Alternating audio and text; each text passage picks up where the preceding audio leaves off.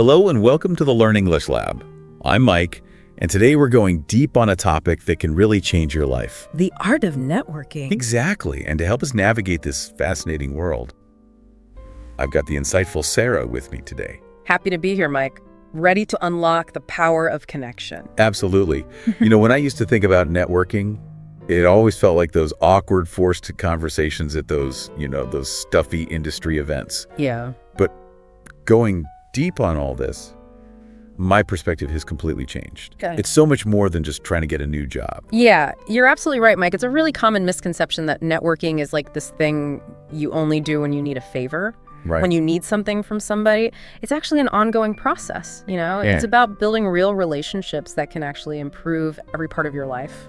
And it's fascinating because it's not even just about those business cards and contacts, right? It's about making real human connections. Yeah, absolutely. And it's about coming to every interaction with like a generosity, a willingness to help other people without expecting anything back. It's funny you say that because one of the biggest themes in everything we looked at is this idea of helping others. Right. Like help other people, and it comes back to you in ways you don't even expect. It's not about expecting anything back immediately. Right. But it's about fostering that genuine desire to connect with people. Yeah. To understand their experiences, to offer your support when you can. I remember reading this story about someone who offered to help an old colleague with a project. Oh, yeah. Even though they didn't want anything from him. Right. And later, that same colleague ended up referring them to their dream job. Wow. It just shows how powerful it can be. Those acts of kindness can really come back around. It really is. It's about nurturing those relationships even when you don't need anything. Right. And those are often the connections that turn out to be the most valuable. It's like you're putting money into this relationship bank account. You're making these deposits of kindness and generosity. Yeah. So that when you need to, Make a withdrawal. You have it. Yeah. And those withdrawals don't always have to be like, you scratch my back, I'll scratch yours. Right. Sometimes it's just about having someone to talk to. Oh, yeah. Bounce ideas off of or offer support during like a tough time. Another thing that really stuck with me was this emphasis on real, genuine interest. Oh, yeah. It sounds so simple, but so many people just don't do it. It's not about trying to sell yourself or impress people with what you've done. It's about genuinely focusing on the other person. Yeah. Their interests, their goals. Exactly. People are just drawn to those who really want to understand them. It's like you're flipping the script on all that old networking advice. Instead of thinking, what can this person do for me? You're thinking, what can I learn from this person? How can I help them reach their goals? And that change is so powerful, it takes the pressure off.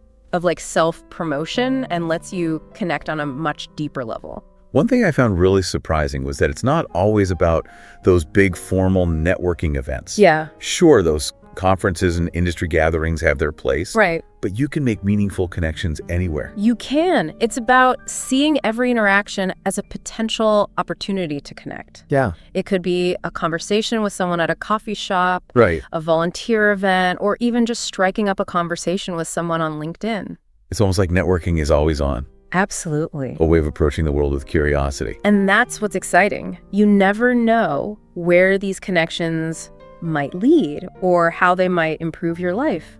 So let's say you're at one of these events or you just met someone interesting. Right. What are some practical tips for moving beyond those surface level interactions Okay. and actually building something real? One thing that kept coming up was finding common ground. Yeah. Whether it's a shared alma mater, a passion for a hobby, or even just a favorite book, those points of connection can really spark a conversation and lead to a deeper relationship. It's like you're looking for those little shared experiences, those things that say, hey, we have something in common. And it's not just about finding common ground, it's about actively seeking it out. Yeah.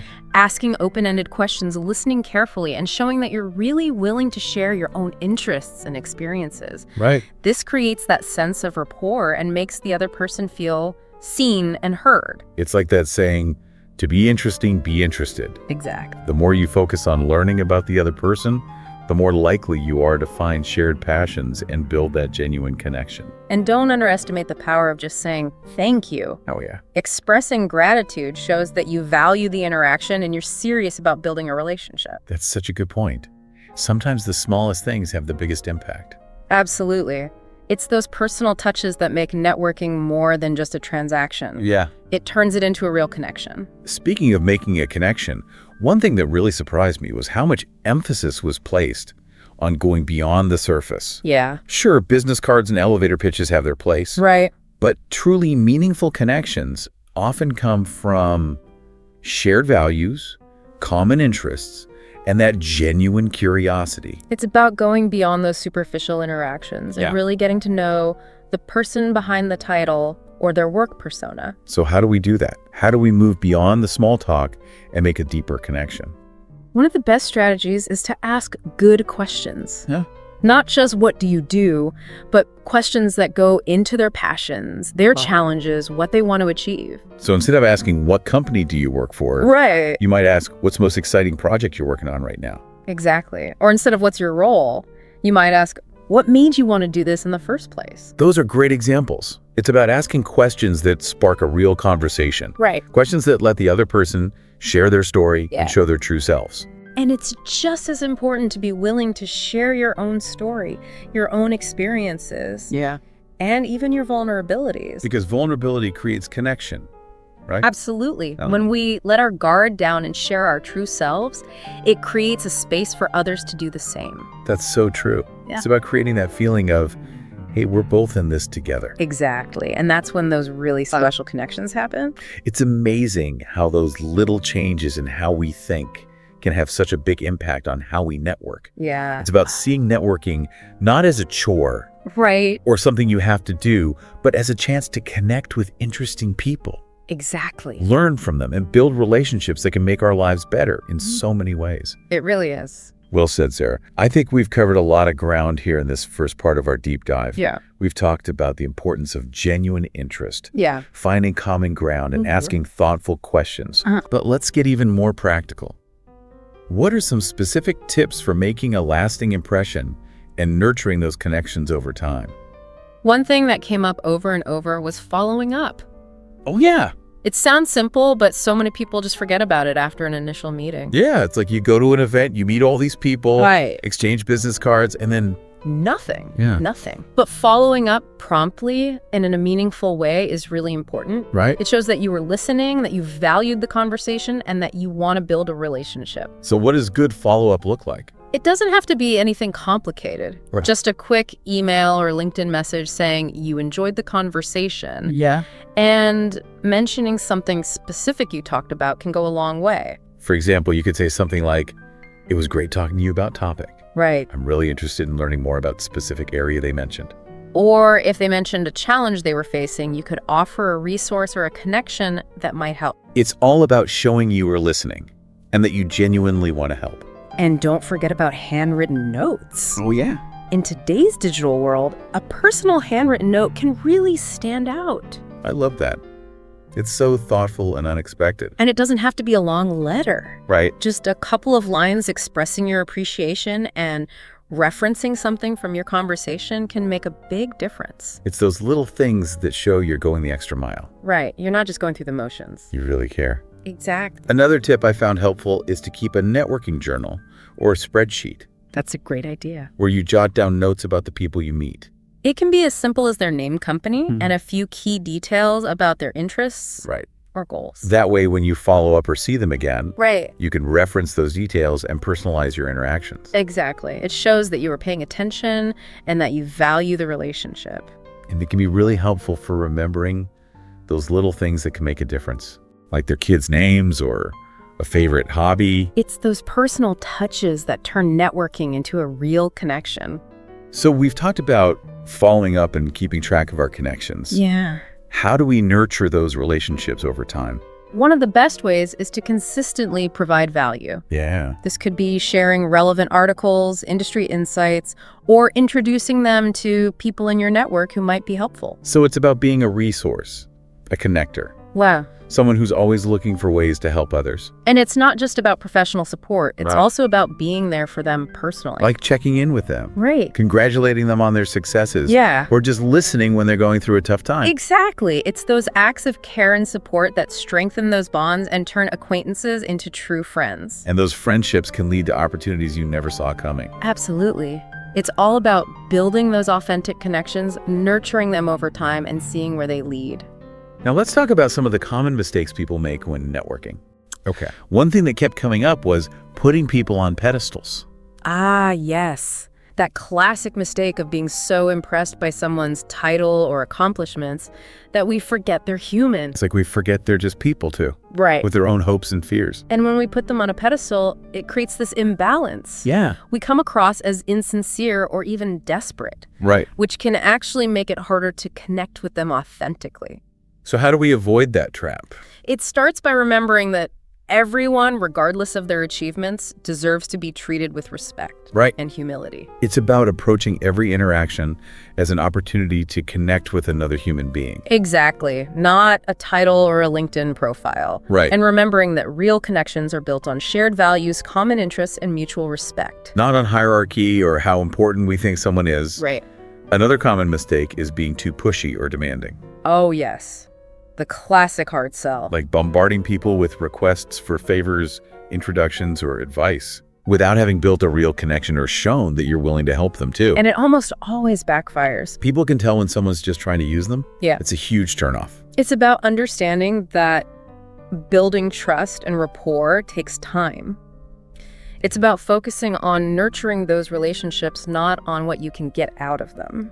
One of the sources shared this story about someone who was constantly asking their old boss for job referrals, Oh, yeah. but never really checked in or offered any help in return. Right. Eventually, that boss just started avoiding them. It's a perfect example of how being too aggressive can damage those relationships. Right. And actually limit your opportunities in the long run. It's about finding that balance between staying connected and being respectful of people's time Exactly. and boundaries. And remembering that networking is a marathon, not a sprint. It's about building those relationships over time Right. and being there for each other through thick and thin. And as those relationships deepen, you'll find that opportunities for collaboration, support, and even unexpected encounters will naturally come up.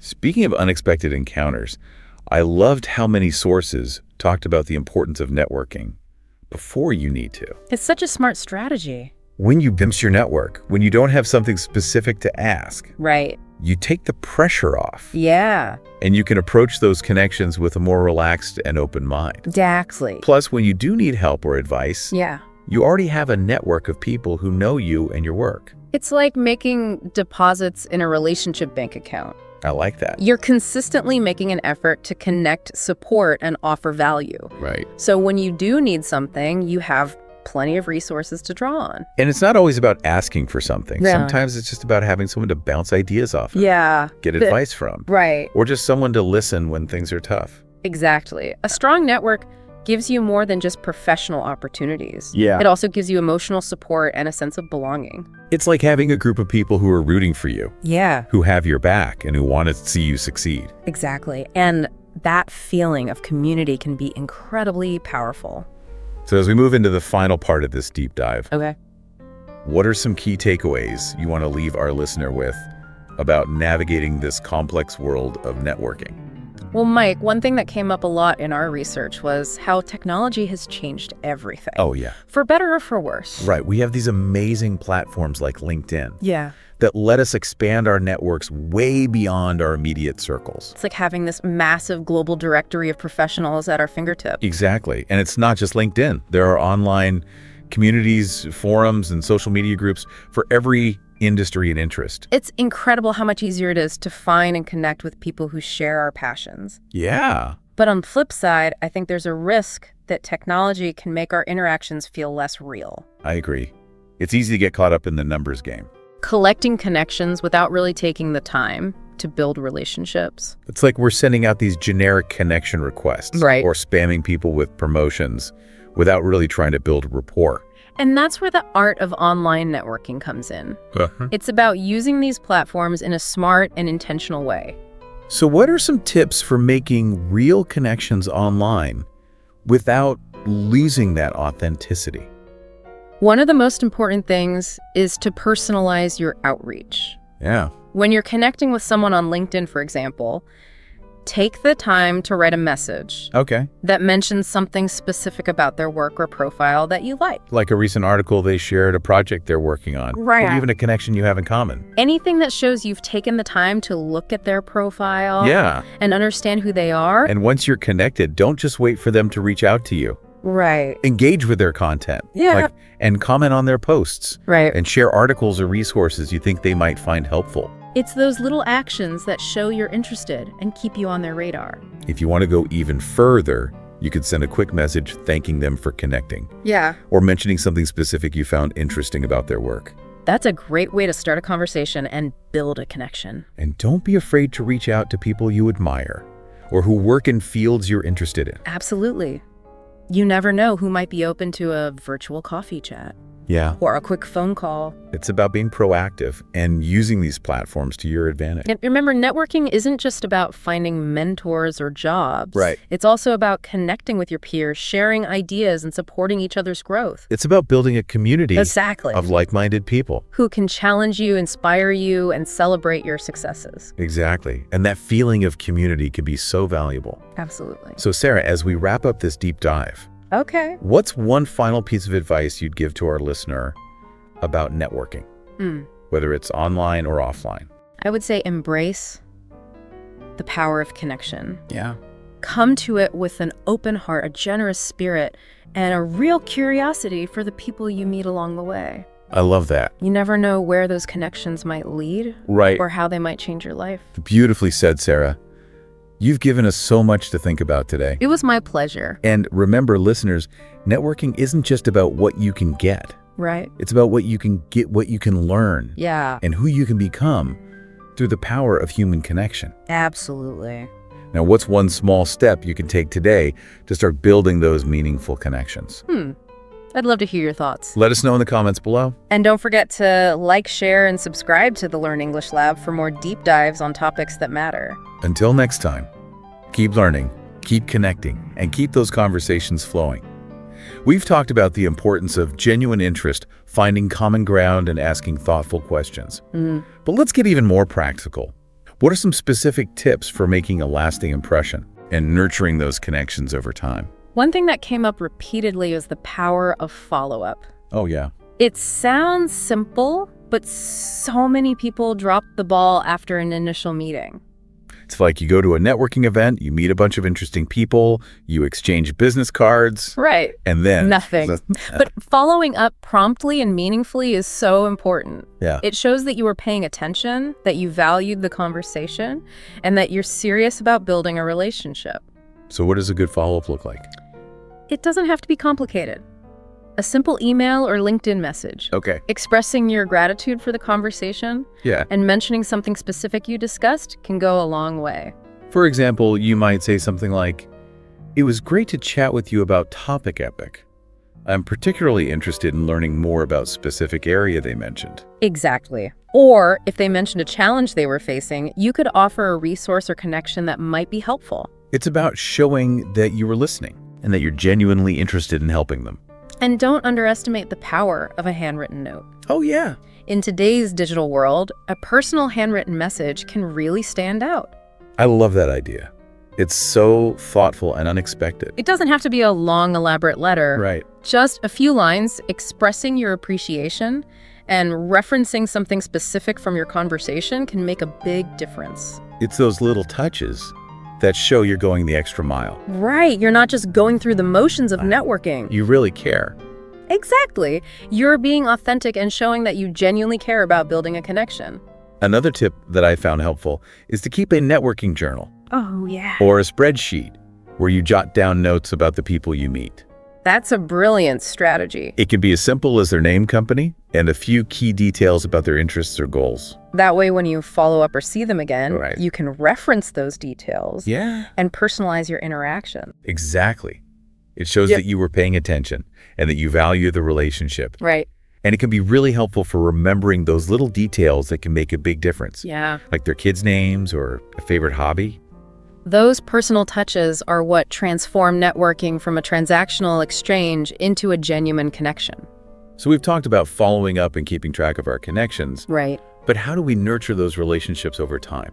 One of the most effective strategies is to consistently provide value. Okay. This could involve sharing relevant articles, industry insights, or introductions to people in your network who might be helpful to them. It's about being a resource, a connector, somebody who's always looking for ways to help others. And it's not just about offering professional support. It's also about being there for them on a personal level. So checking in with them periodically, congratulating them on their successes. Yeah. Or offering a listening ear during challenging times. Exactly. It's those genuine acts of care and support that solidify those bonds and transform acquaintances into true friends. And those friendships can often lead to unexpected opportunities down the line. Absolutely. It's all about building those authentic connections, nurturing them over time, and seeing where they lead. Now let's shift gears for a moment and talk about some of the common networking mistakes people make. Okay. One thing that came up repeatedly was this idea of putting people on pedestals. Yes. The classic mistake of being so impressed by someone's title, accomplishments, or perceived status that we lose sight of their humanity. That way we forget that they're just people too. Right. With their own hopes, fears, and vulnerability. And when we put them on a pedestal, it creates an imbalance in the interaction. We come across as insincere or even desperate, which can actually hinder our ability to connect with them authentically. So how do we avoid this crap? It starts with recognizing that everyone, regardless of their achievements or status, deserves to be treated with respect and humility. It's about approaching every interaction as an opportunity to connect with another human being, not a title or a LinkedIn profile. Right. And remembering that genuine connections are built on shared values, common interests, and mutual respect, not on hierarchy or perceived importance. Another common mistake is being overly pushy or demanding. Oh, yes. The classic hard sell approach. It's like bombarding people with requests for favors, introductions, or advice without having established a genuine connection. Right. Or demonstrated a willingness to reciprocate. And it almost always backfires. People can sense when someone is just trying to use them. Yeah. And it can be a major turnoff. It's about understanding that building trust and rapport takes time. Yeah. It's about focusing on nurturing those relationships, not on what you can get out of them. One of the sources shared this anecdote about someone who was constantly hitting up their former boss for job referrals. Oh, yeah. Without ever really checking in or offering any help in return. Right. Eventually, that former boss just started avoiding them altogether. It's a perfect example of how being too aggressive can actually damage those relationships and limit your opportunities in the long run. It's about finding that sweet spot between staying connected and being respectful of people's time and boundaries. And it's about recognizing that networking is a marathon, not a sprint. It's about building those relationships over time and being there for each other through both the good times and the bad. And as those relationships deepen, you'll find that the opportunities for collaboration, support, and even serendipitous encounters will naturally arise. Speaking of serendipity, I loved how many sources emphasize the importance of networking before you need to. It's such a smart strategy. By building your network, when you don't have a specific ask, you take the pressure off. Right. And can approach connections with a more relaxed and open mindset. Exactly. Plus, when you do need help or advice, you'll have a network of trusted connections who are already familiar with you and your work. It's like making deposits in a relationship bank account. I like that. You're consistently making efforts to connect, support, and offer value, so when you do need to make a withdrawal, you have ample resources to draw upon. And those withdrawals don't always have to be transactional. Sometimes it's just about having someone to bounce ideas off of, get advice from, or even just offer a listening ear during challenging times. Absolutely. A strong network provides not just professional opportunities, but also emotional support and a sense of belonging. It's like having a tribe of people who are rooting for you, who have your back and who want to see you succeed. Exactly. And that sense of community can be incredibly powerful. So as we move into the final part of this deep dive, okay, what are some key takeaways you want to leave our listener with about navigating this complex world of networking? Well, technology has definitely changed the networking game. Yeah, it's like a whole new world out there. Right. We have these amazing platforms like LinkedIn that allow us to connect with people from all over the globe. It's amazing to think about how much easier it is to find people who share our interests or career goals. Yeah, but there's also a downside. What do you mean? It's easy to get caught up in the numbers, like collecting connections without really putting in the effort to build real relationships. It's like we're just sending out these generic connection requests. Right. Or blasting everyone with promotional stuff without actually trying to connect. Exactly. And that's where the art of online networking comes in. So how do we use these platforms strategically? Well, one of the most important things is to personalize your outreach. Okay. When you're reaching out to someone on LinkedIn, for example, Uh-huh. take the time to write a message that mentions something specific about their work or profile that stood out to you. Like a recent article they shared or a project they're working on? Exactly. Or even a mutual connection you share. It's all about showing that you've taken the time to actually look at their profile and understand who they are. Right. And once you're connected, don't just wait for them to reach out to you. Exactly. Engage with their content, like and comment on their posts. Okay. Share articles or resources that you think they might find valuable. It's about staying top of mind Right. and showing them that you're genuinely interested. And if you really want to make an impression, Yeah. you could send a short personalized message thanking them for connecting Oh, yeah. or mentioning something specific that you found interesting about their work. It's all about starting a conversation and building that rapport. And don't be afraid to reach out to people you admire Okay. or who work in industries you're curious about. You never know who might be open to a virtual coffee chat Exactly. or a quick phone call.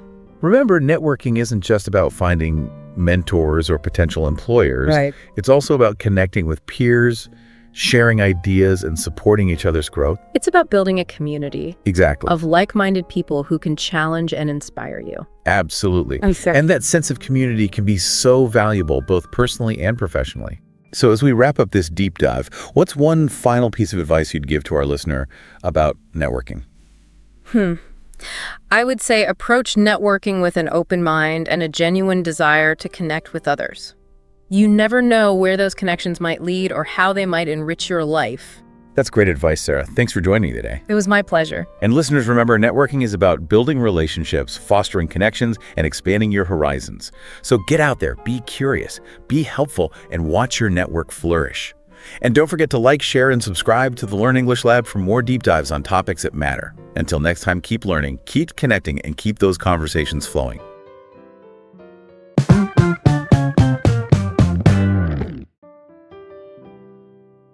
Hello and welcome to the Learn English Lab, the show that helps you unlock fluency faster.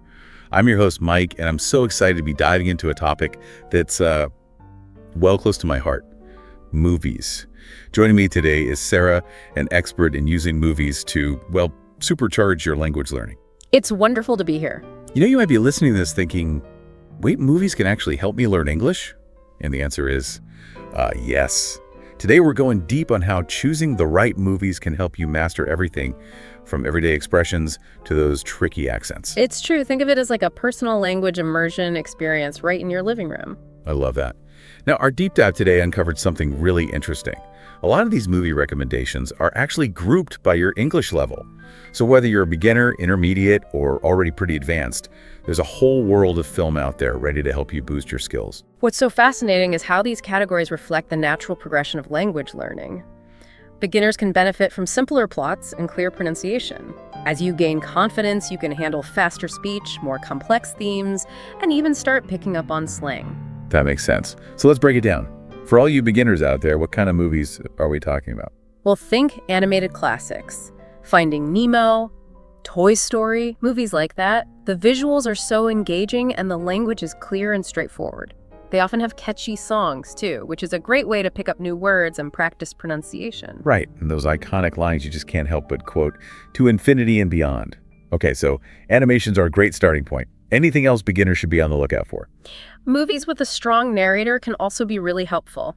Think Forrest Gump, where you have Forrest recounting his incredible life story. That slow, deliberate pace makes it much easier to follow along. Plus, it's a classic. It's true. I've probably seen that movie a dozen times and I still catch something new each time. Now, what about our intermediate learners? What's the next step up in terms of movie choices? This is where things get really interesting. Intermediate learners can start branching out into different genres and exploring movies with more intricate storylines. Okay, I'm intrigued.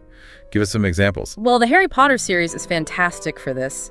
You get exposed to a ton of British English, plus some fun vocabulary related to, well, the wizarding world.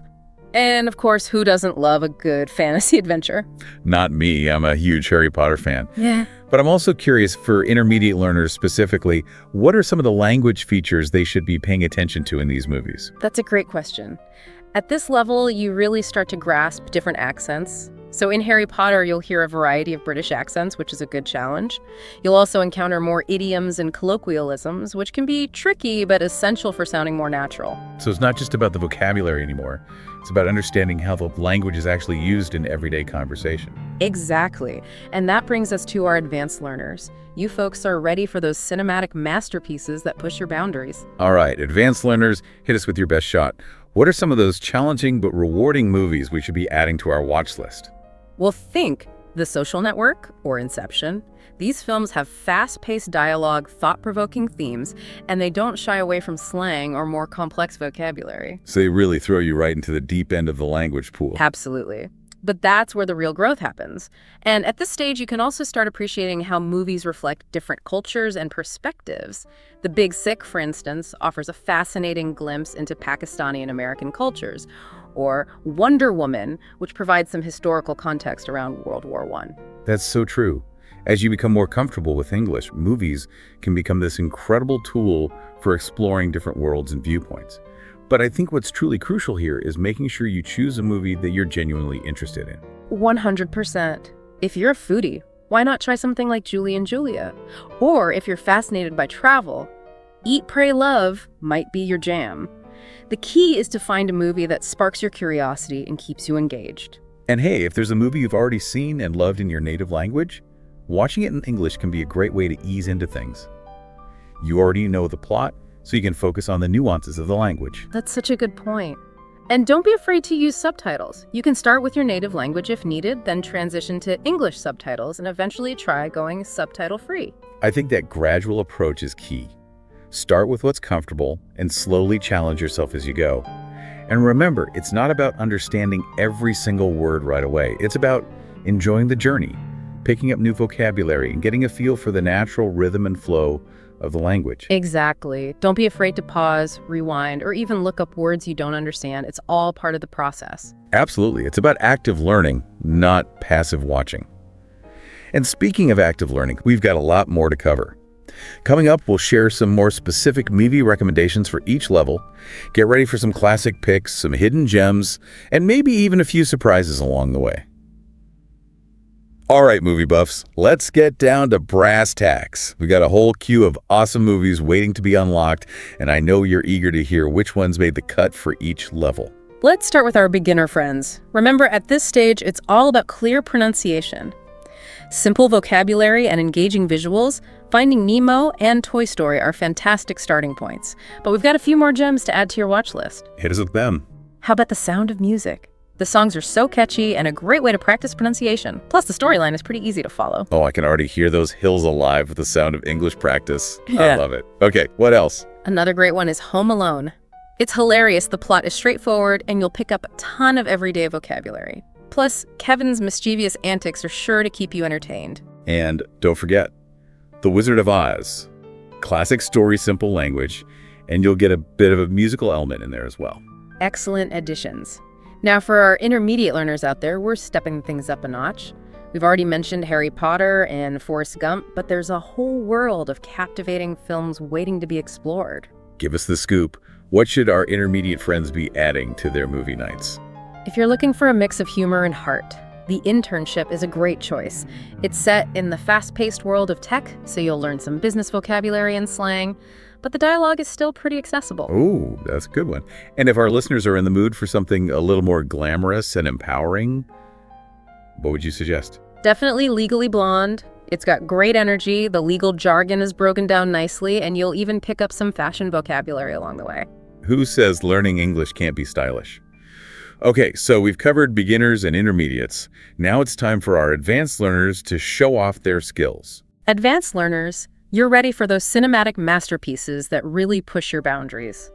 The Social Network Inception, The Grand Budapest Hotel, The Dark Knight trilogy. Whoa, those are some heavy hitters. Indeed. Think fast-paced dialogue, intricate plots and themes that make you really think. The Commitments, for example, throws you right into the heart of Dublin's music scene with some seriously authentic Irish accents. I'm getting chills just thinking about it. And you know, one thing that strikes me about these advanced level films is that they often deal with complex themes and ideas. Do you think that adds an extra layer of challenge for language learners? Absolutely. It's not just about understanding the words, it's about grasping the nuances of the story, the characters' motivations, the underlying messages, and that requires a deeper level of engagement with the language. So it's like a mental workout for your English skills. Precisely. Wow. And I think that's what makes it so rewarding when you can follow along with a film like Inception or The Dark Knight. You're really starting to master the intricacies of the language. That's a great feeling. Yeah. Now, before we move on to some tips for actually learning with movies, I want to touch on something we discussed earlier. Choosing films you're genuinely interested in. It's so important. If you're passionate about a particular genre or theme, you're much more likely to be engrossed in the film and absorb the language naturally. It's true. If you're a sci-fi buff, dive into the Star Wars universe or get lost in the Lord of the Rings. If you're drawn to true stories, Catch Me If You Can and Into the Wild offer incredible narratives while exposing you to different accents and vocabulary. Exactly. It's all about finding what resonates with you and using that as a springboard for your language learning. And hey, even if a movie seems a little challenging at first, don't be discouraged. Remember those tools we talked about earlier? Subtitles, pausing, rewinding. These can all help you break down those language barriers and make the experience more enjoyable. It's like having training wheels for your English. Use them when you need them and gradually gain the confidence to ride solo. I love that analogy. All right, so we've talked about choosing the right movies for your level and interests. Now let's get into the nitty-gritty of how to actually use these films to boost your English skills. We'll be right back after this. And we're back. Ready to turn those movie nights into English learning marathons. I know I am. So give us the inside scoop. What are your top tips for making the most of movies for language learning? Well, first things first, don't be afraid to use those subtitles. Yeah, those subtitles can be a lifesaver. Start with subtitles in your native language if that feels more comfortable, and then gradually transition to English subtitles. Makes sense. And as you start feeling more confident, you can even try watching without subtitles for short stretches. See how much you can understand. Just challenge yourself a little. I love that. Starting slow, working your way up. What else can our listeners do to make sure they're really getting the most out of the experience? Don't be afraid to hit that pause button or rewind. If you hear a word or phrase that you don't understand, don't just let it go. Hit pause, rewind, listen to it again. Okay. See if you can figure out the meaning from the context. Right. Or if you're really stumped, look it up. Use a dictionary, use an online resource, whatever works for you. It's like having a personalized language tutor right there in your remote. Exactly. And while we're on the subject of making it personal, do you take notes when you're watching a movie? Oh, all the time. Well, why not apply that to your English learning too? Keep a notebook handy or even a digital document on your phone or laptop. Just jot down any new vocabulary, any new expressions that you come across. It's a great idea. And write down the meaning, maybe an example sentence from the movie so you can remember it. It's like building your own personal movie dictionary. Exactly. And don't underestimate the power of talking about it. Oh, yeah. Watch movies with friends, discuss them afterwards. It's such a fun way to practice speaking, to share your thoughts, to maybe even learn some new words from each other. It's like starting your own little English club. I love it. Right. Well, before we wrap things up, do you have any final words of wisdom to inspire our listeners? Just remember, learning a language, it's a journey. It's not a race. Right. Be patient with yourself. Celebrate those small victories. And don't be afraid to make mistakes. Yeah, those mistakes are how we learn. Exactly. Mistakes are proof that you're pushing yourself, that you're growing. So embrace those mistakes, learn from them, and keep moving forward. That's a great way to look at it. And remember, everyone, choosing the right movie, that's just the first step. It is. The real magic happens when you actively engage with the language, make it your own, and have fun along the way. That's the key right there. Have fun. So grab your popcorn, dim the lights, and get ready to unlock a world of English learning through the power of film. Couldn't have said it better myself. Well, that's a wrap on our deep dive into the best movies for learning English. A huge thank you to Sarah for joining us today and sharing your incredible insights. It's been a pleasure. Thanks for having me. And all of you listening out there, we hope you're feeling inspired to hit play on your English learning journey. Share your favorite English learning movies in the comments below, and don't forget to like, share, and subscribe to this YouTube channel for more language learning tips and tricks. Until next time, happy watching.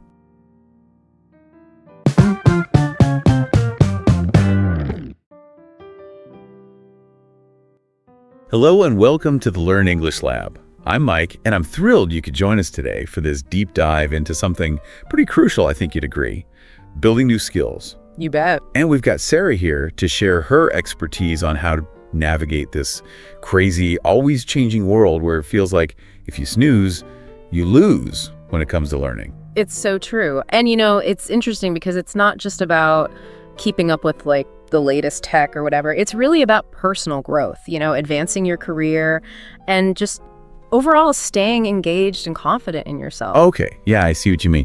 So let's unpack that a little bit. What makes continuous learning, always trying to learn new things, so important in today's world? Well, for one thing, the job market is seriously competitive these days. For sure. I mean, there are always new technologies and approaches popping up, and the skills that were in high demand even a few years ago might be totally obsolete now. Yeah, I've definitely seen that happen myself. Remember when just knowing, basic HTML was this awesome skill, and now it's like, who doesn't know at least a little bit of HTML? It's almost as common as knowing how to use a stapler. You got it. And if we don't adapt, we risk being left behind. Missing out on new opportunities. Totally. Feeling stuck in our jobs, or even worst case scenario, finding ourselves without a job at all. So continuous learning is definitely not optional, wouldn't you say? It's essential. But where do we even start? How do we approach learning new things in a way that's not completely overwhelming and that'll actually help us get somewhere? Well, the good news is there's a whole bunch of options out there. Traditional stuff like on-the-job training or going to workshops can still be really valuable. Yeah, you're right. You get that structured learning environment and often direct feedback from people who really know their stuff. True. But those can be hard to fit in, with work and life and everything. Plus, sometimes they can be expensive. That's where those online platforms like Coursera or Udemy really shine, I think. Oh, for sure. They're super affordable, and you can learn at your own pace, which is great. Yeah, and it's remarkable how easy it is to access knowledge now, right? I mean, you can literally learn anything from anywhere. Yeah. And it's not just about watching videos or taking quizzes. Some of these platforms offer interactive exercises, real-world projects, and even online communities where you can connect with other people who are learning the same things. That community aspect is huge, I think. Learning by yourself can feel really isolating. But when you've got a group of people, even if it's just online, cheering you on and helping you through those tough spots, it makes a world of difference. Totally. It's like having a built-in support system to keep you motivated, answer your questions, and just make sure you're staying on track. And it's not just about those formal ways of learning either, right? Think about all the skills we pick up just by volunteering, reading articles or blog posts about our industry, going to conferences, even just spending a day shadowing someone at work can teach you a ton. So true. It's about being proactive and recognizing that learning opportunities are everywhere. Exactly.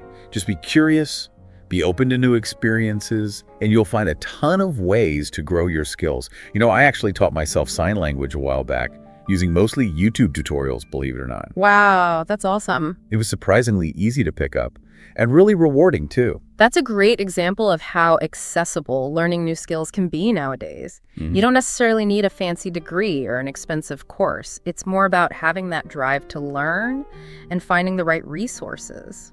So we've talked about why continuous learning is important in some ways to go about it. But what about the actual skills, right? Which skills should we be focusing on? This is where it gets really interesting. It definitely does. Things are changing all the time, but there are a few key areas that are probably going to be in high demand for a while. Okay, I'm all ears. Tell us, what are those in-demand skills we should be adding to our toolkit for the future? Well, first off, digital literacy is absolutely essential these days. I think I've heard that somewhere before. Things like AI, programming, and data analysis are becoming increasingly important in pretty much every industry now, from healthcare and finance to education and even the arts. So even if you're not planning on becoming a software engineer, having at least a basic understanding of those digital tools is crucial. Totally. It's becoming the new baseline for navigating the professional world. But it's not just about technical skills. Being able to solve complex problems is another super valuable skill that employers are looking for. So being able to think critically, break down complex situations, and come up with innovative solutions, Sounds like adaptability is key here. You got it. And this actually leads nicely into another crucial area, sales and marketing. Okay, interesting. In today's digital world, businesses need people who can connect with their customers online, build strong relationships, and tell stories that really resonate. So even if you're not in a traditional sales role, having those strong communication and persuasion skills is a major asset. Absolutely.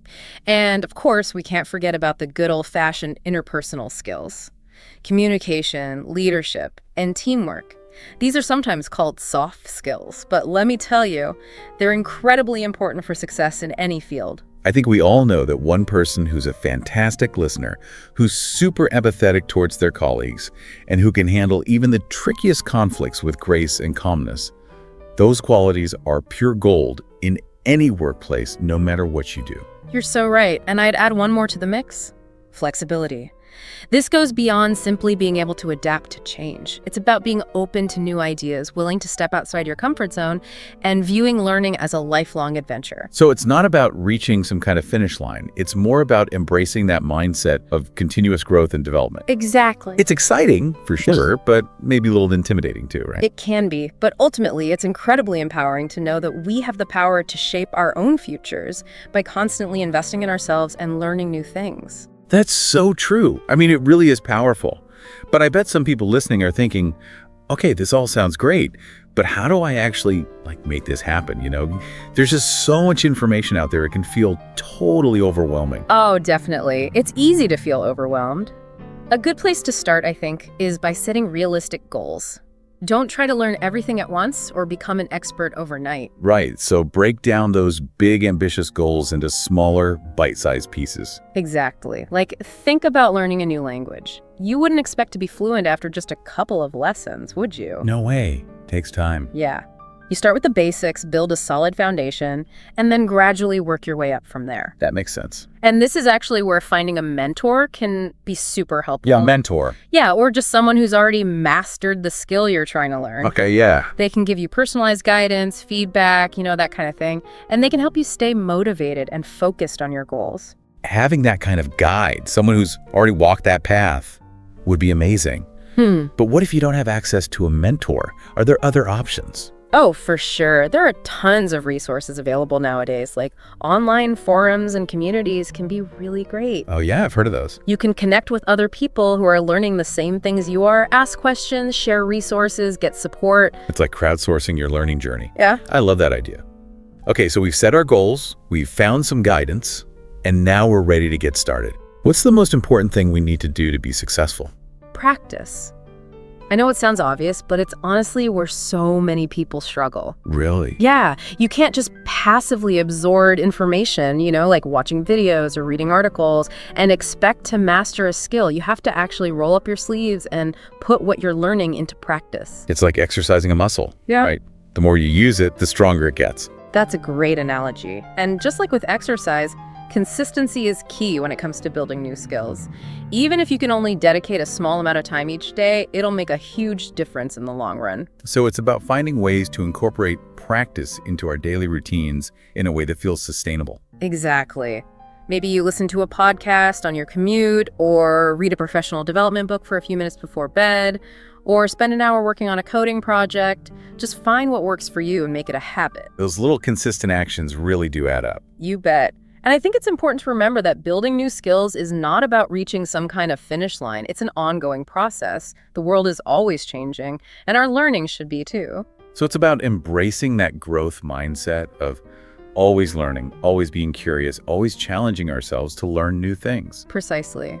There's a real beauty in that constant evolution. It keeps things interesting and keeps us engaged with the world around us, and that to me is super exciting. I completely agree. And it makes all the effort totally worth it. Yeah. I love that. That sense of always discovering something new and growing as a person. It's awesome. Yeah. But one thing that I hear a lot from people is, I just don't have the time to learn new stuff.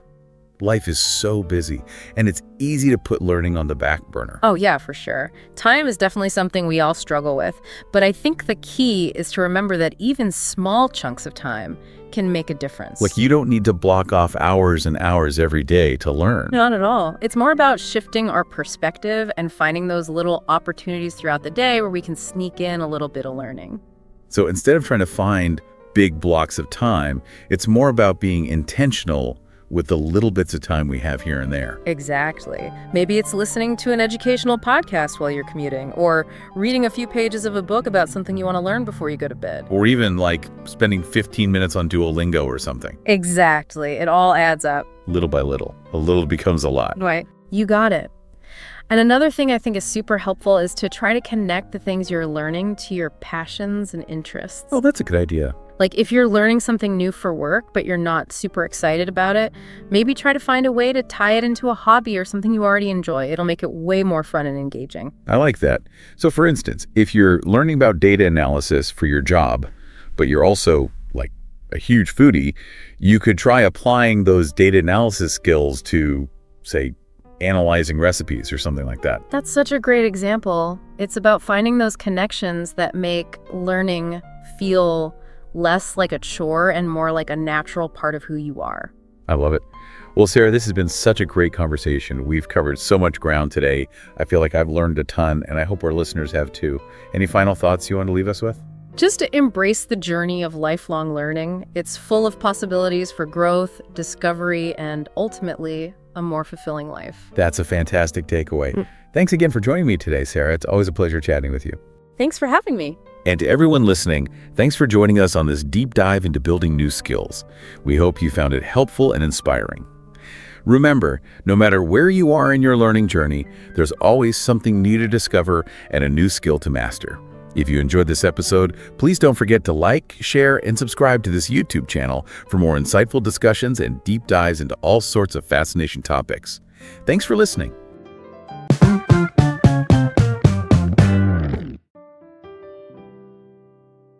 Hey everybody, and welcome to the Learn English Lab. I'm Mike, and today we're going deep with Sarah. Hi, everyone. Into the habits of highly successful people. So get ready. Yeah. Because we're going to find out what makes them tick and how you can ethically steal their secrets. It is really interesting how we often think about success as, these big splashy moves. Right. But what we're seeing again and again in our research is that it's more about like the tiny things that people do consistently over time. It really is. And you know what it makes me think of is like building a skyscraper. You don't just like throw the top floor on top and hope for the best. Exactly. It's brick by brick, day after day. And it seems like one of those like foundational bricks for these successful people is like setting really clear goals. And we're not talking about just like, oh, I hope this happens, but really specific, sharp goals that almost act like filters for like all their decisions. That's a great way to put it. They're really clear about where they're going and how to get there. And without that, it's easy to get lost in the day-to-day and lose track of that bigger picture. You know what else it made me think of was organization. Oh, yeah. That seems so simple, but like planning your day, prioritizing tasks, even the humble to-do list. These successful people, they love it. It makes sense when you think about it. You free up so much mental space and energy. Yeah. You're not wasting time figuring out what to do next or scrambling to meet a deadline. Right. And that structure kind of sets you up for success. For sure. But here's where it gets even more interesting, right? Yeah.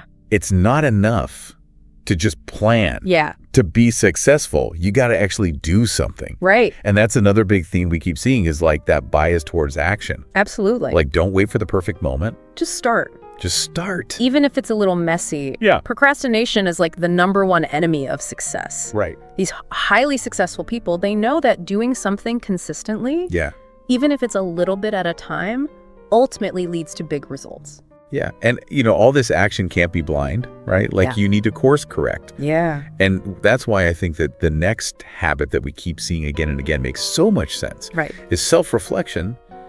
Successful people really take the time to look at their strengths. Yeah. But even more importantly, their weaknesses. Yeah, those weaknesses. It's so crucial to be able to learn from your mistakes and to adapt. Right. And ultimately to improve if you can't be honest with yourself about what needs work. Right. How can you ever actually grow? Yeah, it's like you're your own coach, right? Like you're constantly looking at your performance and figuring out how to play the game better. I love that analogy. All right, so this next one might surprise you. Okay. Frugality. And I want to be clear here. We don't mean being cheap. Right. But being resourceful, like making the most of what you already have. Yeah, it's a smart approach, and it shows that you're thinking long term. Right. You understand the value of your resources, whether that's money, time, or energy. And it's about making choices today that are going to set you up for a stronger tomorrow.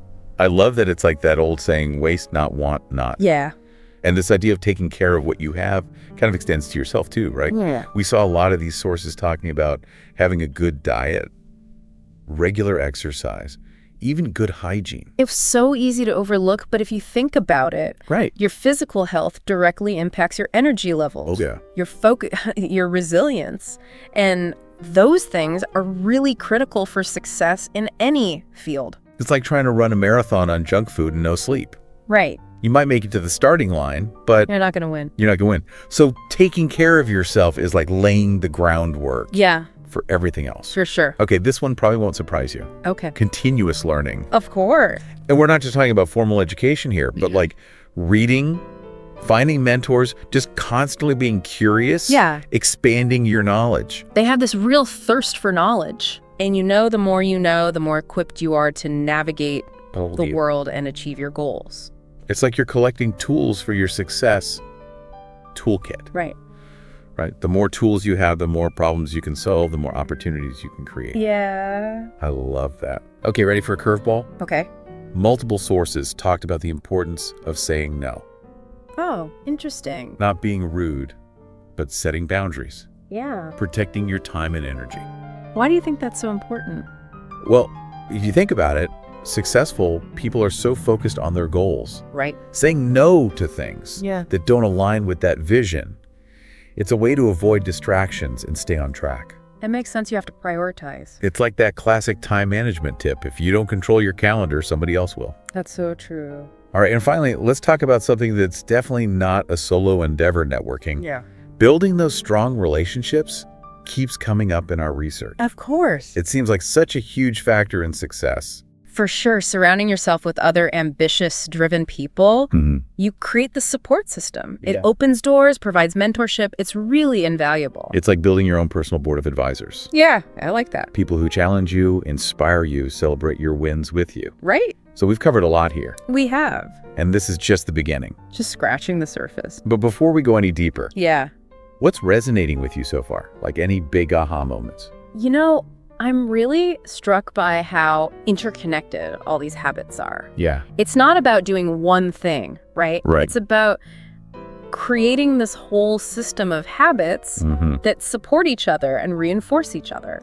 That's a great point. It's not about perfection. It's about building that sustainable system. Exactly. Step by step, day by day. Little by little. And that's exactly what we're going to keep exploring as we continue this deep dive. I'm excited. But for now, we want to hear from you. What habits do you think are essential for success? Yeah, tell us in the comments. Share your thoughts in the comments below.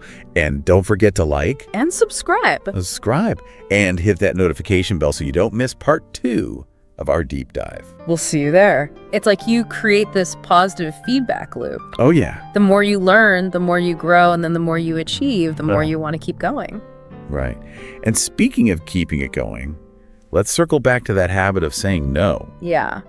I think a lot of people really struggle with that. It's definitely tough, especially these days when it feels like we're constantly bombarded with requests and demands. Right. But it's something we can get better at with practice. Right. The more we consciously decide to say no to those things that don't serve us, the more time and energy we free up for the things that really do align with our goals. But it's not always easy, right? Like, Well, it's hard. there's that fear of missing out, Yeah. that pressure to please other people, or that guilt Definitely. that can creep in. I think successful people realize that saying yes to everything is a recipe for burnout. Yeah. It's like you're trying to fill a leaky bucket. Oh, yeah. You can keep pouring in the water, but it's never going to be full. That's a great analogy. Yeah. It really highlights the importance of setting boundaries and taking care of yourself. You got to replenish your own reserves before you can show up for other people. Absolutely. Or chase your own ambitions. It all comes back to that self-care. And that brings us back to something we talked about earlier, taking care of your health. Yeah. It's so easy to neglect that Yeah. when we're busy and stressed. Right. We let it slide. But these successful people, they seem to get it. Yeah. Like they understand that their physical health is the foundation for everything else. Makes sense. It impacts your energy, Yeah, your focus, big time. your resilience. Yeah, it's like building a house on a shaky foundation. Right. No matter how impressive it looks, Doesn't matter if the base isn't solid. it's not going to last. And these folks, they prioritize their health Yeah. with exercise, nutrition. Rest, they get it. They know that those habits make their minds and bodies work better. So it's not about vanity. No. It's about giving yourself the tools to perform at your best. I like that. And speaking of performing at your best, we've talked about taking action and avoiding procrastination. Right. What are some of the strategies that you've seen these successful people use? Well, one thing that seems to help is breaking down big tasks into smaller steps. Yeah, It makes it feel less overwhelming. right. And you get that sense of accomplishment as you check things off your list. It's like that old saying, how do you eat an elephant? One bite at a time. One bite at a time. It's all about making those consistent small efforts that add up. I love that. And it also helps to set deadlines. Yeah. Hold yourself accountable. Tell a friend use a planner. Right. Set reminders. It's about building that structure Right. to support your own motivation. Absolutely. But what about when things don't go as planned? Yeah. You hit a roadblock. It happens to everybody. How do these successful people deal with those inevitable challenges? You know, one of the keys is that they're really resilient. Yeah. They don't look at setbacks as failures, Right. but as opportunities to learn and grow. So they analyze what happened, Yeah. figure out what went wrong, Exactly. and then they adjust. It's all about having that growth mindset. Right. You don't give up when things get tough. You learn from it and adapt. And I think a lot of that comes from having a good support system. Absolutely. It's so important to surround yourself with people who uplift and inspire you. Especially when you're struggling. It's like having your own personal cheering squad. I love that. People who believe in you even when you doubt yourself. Yeah. And they're there to celebrate your wins too. It's not just about receiving support. Right. It's also about giving it. Right. Successful people understand that. It's like creating this cycle of support Yeah. where everybody benefits. Collaboration is key. It's amazing how all these habits work together It really is. to create this upward spiral of success. It's like a tapestry. Oh, yeah. All these threads woven together to create a beautiful design. And it's a design that we can all create in our own lives. Absolutely. It's not about copying somebody else's blueprint. Right. It's about taking these principles Yeah. and adapting them to fit your own unique personality and strengths. It's about finding what works for you. And it's a process, right? Oh, for sure. It's not a one and done. You're always learning. It's about constantly learning, experimenting, Heightening your approach. refining your approach. Never stopping. It's a journey. That's what makes it so exciting. It really is. It's not about reaching some destination. Right? It's about embracing the adventure. And seeing where it takes you. And it's an adventure that's open to everyone. Absolutely. No matter where you are in your journey, you can always choose to embrace these habits Yeah. and create a more fulfilling life. It's so empowering to know that. It really is. You know, we have the power to shape our own destinies. I love that. To create the lives that we want. Absolutely. To achieve things that we once thought were impossible. It all starts with believing in yourself. I think that's a perfect place to pause for now. Yeah, we've covered a lot. We have. But don't worry, There's more to come. we're not done yet. We're just getting started. In part 3 of our deep dive, Yeah. we're going to explore even more powerful habits Yeah. of highly successful people. Like continuous learning, cultivating a positive mindset. Setting those clear goals. So stay tuned. But in the meantime, we want to hear from you. What's resonating with you? What are you struggling with? Share your thoughts. Share your insights in the comments below. We love hearing from you. And if you're enjoying our deep dive, Yeah. hit that like button. Subscribe to our channel. Share this episode with your friends. We're on a mission. We want to empower everyone to achieve their full potential. And these habits are essential. We'll see you in part 3. It's really amazing, isn't it? Like the power of having a clear vision for yourself Yeah. and then taking action to make it happen. Aligning your actions with your aspirations. Yeah, like almost tapping into this hidden energy source Right. that helps you overcome all those obstacles. It's like this drive that keeps you moving forward. And keeping that drive going, Yeah. that's where the real magic is, right? Mhm. And it's funny It is. because it's something we keep seeing again and again in our research is the importance of consistency. Oh, yeah. Discipline. These successful people, they've got this down. They really do. Success isn't about some big one-time effort. Right. It's about showing up every single day. Yeah. Even when you don't feel like it. Doing the work. Putting in the work. And over time, Right. those efforts build up momentum. It's like we are what we repeatedly do. Exactly. Success is a habit. I love that. And it makes me think of like building muscle. Oh, yeah. The more you exercise that discipline muscle, Yeah. the stronger it gets. The easier it becomes to stick with it. And I think it's important to remember Yeah. that it's not about being perfect. Oh, no. Nobody's perfect. We all slip up. We all have those days where We fall short. we fall short. It's about progress, Right. not perfection. It's about recognizing those slip-ups, Right. learning from them, and getting back on track. And having that compassion for yourself, right? Yeah. Understanding that setbacks are going to happen. They're part of the process. So we've talked a lot about how successful people view those challenges as opportunities. Right. But how do they actually do that? Well, one thing I've noticed is that they're really adaptable. Okay. They don't get stuck in one way of thinking. So they're flexible.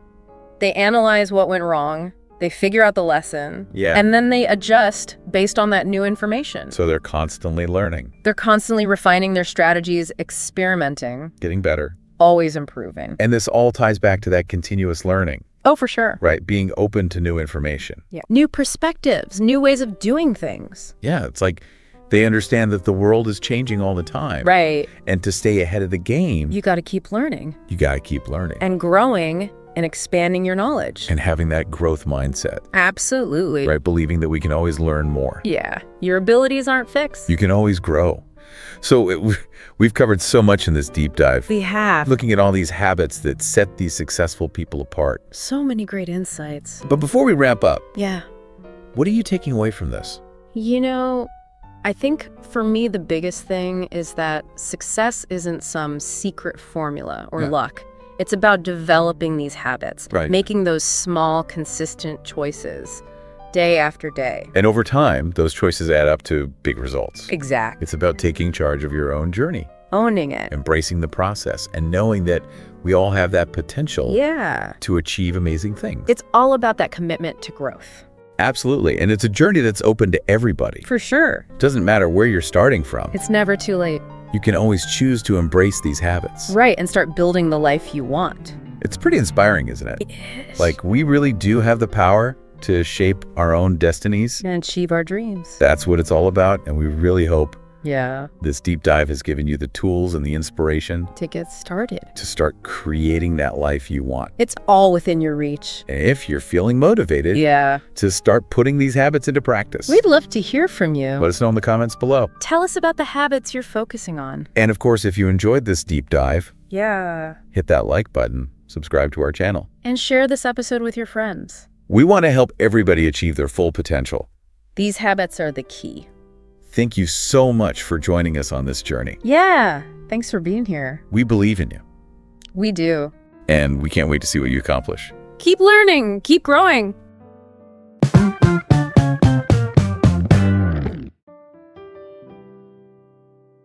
Welcome back to the Learn English Lab. I'm Mike, and I'm super excited to be chatting with Sarah today. Well, thanks for having me. Sarah, you're a real expert when it comes to communication. I try my best. So today we're going to dive into a topic that I think, honestly, kind of freaks a lot of us out. Oh, I know exactly what you mean. Starting conversations with strangers, like how do you even... Right. It can be scary, but I think for a lot of people, it's that fear of the unknown.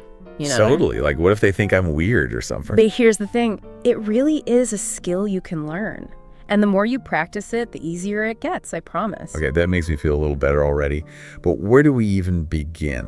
I'd say the most important thing is confidence. Confidence, huh?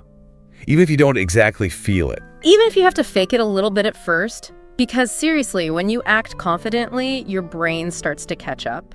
Wait, really? Yeah. It's kind of like you're tricking your mind into believing it. So it's like that whole fake it till you make it thing. Exactly. And I've seen it work wonders, I'm telling you. I like that. I guess it's kind of like the saying action cures fear, right? Oh, 100%. The longer you hesitate, the more time you have to overthink things. And overthinking never leads to anything good. Oh, definitely not. Especially when it comes to social situations. Right. like you said, it's that fear of what other people are thinking. Which, let's be honest, is often way more in our heads than reality. So true. We build up these scenarios in our minds that probably never even happen. People are usually way too focused on themselves to be judging us as harshly as we think. Okay, that's good to remember. So confidence is key. But what's like a practical first step to actually get a conversation going? A friendly greeting goes a long way. Seriously. Like what? Just, hi. Well, yeah.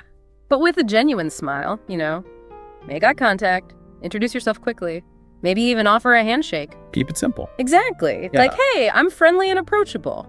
I like that. Straightforward and to the point. Okay, but how do you keep a conversation going once you've broken the ice? Any tips to avoid those awkward silences? Having a few questions ready can be a lifesaver, trust me. So like do your homework. Sort of. Just think of a couple of things you could ask beforehand. That way you're not, scrambling for something to say in the moment. Makes sense. Yeah. Do you have any examples of questions that usually work well? Oh, tons. I mean, even something as simple as asking for directions or recommendations can be a great way to start chatting. Like, hey, do you know a good coffee shop around here? Exactly. Or is this your first time at this event? Just something to get the ball rolling. Simple but effective. I like it. What's really key is to ask open-ended questions. Open-ended? Yeah. Instead of questions that just get a yes or no answer, try to ask things that encourage the other person to actually talk a bit more. So instead of, is it cold out today? I could say, what do you think of this crazy weather we've been having? There you go. You're giving them a chance to share their thoughts. And people love to share their thoughts, don't they? Oh, absolutely. And, there's a reason for that. I'm all ears. It's not just about ego, people just wanting to talk about themselves. It's actually deeper than that. When we share our experiences, it helps us feel seen and heard. Whoa. So it's like a fundamental human need. Exactly. It validates our existence and helps us connect with others. I never thought of it that way. So it's not just about getting them talking. It's actually like fulfilling a basic human need for connection. You got it. And that's why, even more than asking the right questions, it's so important to be a good listener. Oh, for sure. Like actually paying attention to what the other person is saying. Yep. Make eye contact, nod along, ask follow-up questions, show them you're genuinely interested. So you're creating a space where they feel comfortable sharing. Exactly. You're building that bridge of understanding between you two. That's beautiful. So we've got the open-ended questions. We're being good listeners. What else can we do to keep a conversation flowing smoothly? One thing that can really help is looking for common ground. It's amazing how even something tiny can spark a connection and make a conversation feel more, comfortable. Like what? Give me an example. It could be anything. The weather, the music playing in the background, even just a shared observation about the event you're both at. Oh, I see. Like, hey, we're both experiencing this together. Exactly. It's an instant bond. So it doesn't have to be some deep philosophical thing. Nope. Sometimes the simplest things are the best conversation starters. And another thing, don't be afraid of a little silence. Silence. Yeah. It's okay if there's a pause every now and then. But isn't that like the ultimate awkward moment? Not necessarily. Sometimes people just need a moment to think, It can actually be a good thing. Like a chance to take a breath. Exactly. And don't put so much pressure on yourself to be perfect. It's a conversation, not a performance. Oh, that's a good point. I definitely get caught up in trying to say the right thing sometimes. We all do. But honestly, it's the imperfections that make conversations interesting. You know what? I think you're right. So embrace the awkward moments. Absolutely. And even if a conversation doesn't go perfectly, it's still a learning experience. Every interaction helps you get a little bit better for next time. So it's all about viewing those so-called failures as stepping stones to success. Yes. Think about it. Every athlete, musician, artist, they all had to practice for hours and hours, making tons of mistakes along the way before they got really good. Wow, that's a great analogy. So we shouldn't beat ourselves up if every conversation isn't a home run. Exactly. Each interaction is valuable data. It helps you refine your approach and build your confidence over time. I'm really starting to see the power of this mindset shift. Instead of fearing failure, we can actually learn from it. Now you're getting it. And honestly, not every conversation has to be some deep, meaningful exchange. Some will be amazing, some will be a bit awkward, and that's okay. So the key is to just keep practicing and keep learning. Exactly. And have fun with it. That's the most important part. Speaking of making a good impression, have you found that compliments can be a good way to break the ice? Oh, they can be fantastic. But the key is to be genuine. What do you mean? Well, you want to avoid those generic compliments that could apply to anyone, you know? Instead of just saying, nice shoes, try something more specific like, those shoes are so unique. I love that color. So it shows you're actually paying attention. Exactly. You're acknowledging something that you genuinely appreciate about them. That makes sense. And what's a good way to keep the conversation going after a compliment? You could ask a follow-up question, like, where did you get those shoes? I've been looking for something similar. I see. It keeps things flowing naturally. And it shows that you're truly interested in what they have to say. And you know what else can really help make a conversation more enjoyable? With that. Humor. A little bit of laughter can go a long way. Oh, absolutely. A well-placed joke or a funny observation can really lighten the mood. Totally. But of course, there's a fine line between being funny and being offensive. Right. You don't want to cross any lines. So be mindful of the context, the person you're talking to, their cultural background. You want to make sure the humor is appropriate for the situation. So read the room. Yeah. But even if you're not, like, a comedian, you can still use humor in subtle ways. A playful tone of voice, maybe a self-deprecating comment, even just laughing together at an awkward moment, those things can create a connection. I like that. It takes the pressure off. Exactly. Because at the end of the day, authenticity is key. People can spot a phony a mile away. Right. So just relax, be yourself, and let your natural charm shine through. This has been so insightful already, Sarah. You've given us so much to think about. I'm glad you think so. Before we wrap up part 1 of this deep dive, do you have any final words of wisdom for our listeners? You know, one thing that I think is super valuable when you're trying to start conversations is learning to read social cues. Social cues? Like, what do you mean? It's all about paying attention to the nonverbal signals people are sending, like their body language, their facial expressions, all that. So like being a human lie detector. Not exactly. It's more like tuning in to those unspoken messages that can tell you a lot about how someone is feeling. Okay, I think I get it. So like, if someone's got their arms crossed and they're not making eye contact, that probably means they don't want to chat, right? Exactly. That could be a sign that they're feeling a bit closed off or maybe just not in the mood to socialize. It makes sense. Yeah. So what are some other things we should be looking for? Well, on the flip side, if someone's smiling, making eye contact, maybe even leaning in towards you when you're talking, those are good signs that they're open to a conversation. So it's all about reading those little hints. Yep. And it's amazing how much you can learn about someone just by paying attention to their nonverbal communication. I never really thought about it like that. So reading social cues helps us figure out who to approach. Right. And also how to approach them. Oh, interesting. So like adjusting your style based on how they're acting. Exactly. Some people are more outgoing, some are more reserved. You want to kind of match their energy, you know? Yeah, that makes sense. So if someone seems really shy, I probably shouldn't come on too strong, Red. Probably not. You want to be more gentle, maybe ask some open-ended questions to get them talking. And if someone's super chatty and energetic? Then you can be a bit more playful and energetic too. Just feel the vibe and go with it. Okay, I'm starting to see the bigger picture here. It's like being a social chameleon. Huh. In a way, yeah. It's all about being adaptable and reading the situation. This is great stuff, Sarah. Thanks, and remember, everyone's different, so there's no one-size-fits-all approach. Right. There's no magic formula. But the more you practice, the better you'll get at reading people and adjusting your style accordingly. And the less scary it'll feel, right? Yeah. Because I think for a lot of people, it's that fear of the unknown that really holds them back. Oh, definitely. But you know what? Not every conversation has to be a masterpiece. Wait, really? Seriously, some will be great, some will be awkward, and that's totally normal. I guess it's like anything else in life. Exactly. You can't hit a home run every time. Okay, that makes me feel better. So even if a conversation doesn't go perfectly, it's not the end of the world. Nope. It's just a learning experience. So we shouldn't be afraid to make mistakes. Not at all. Embrace the stumbles, learn from them, and move on to the next conversation. I think that's a really important point. Because I know I tend to overanalyze things after a conversation that didn't go well. We all do it. But honestly, the more you practice, the less you'll worry about those little slip-ups. I like that.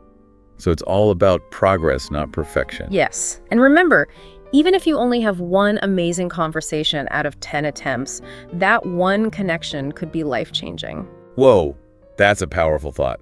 So don't give up after a few awkward encounters. Exactly. Keep practicing, keep learning, and who knows who you might meet along the way.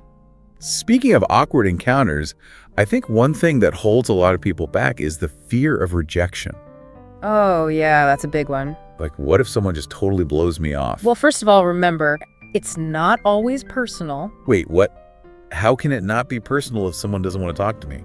Well, maybe they're having a bad day, or they're super busy, or they're just not in a social mood. So it doesn't necessarily mean I did anything wrong? Nope.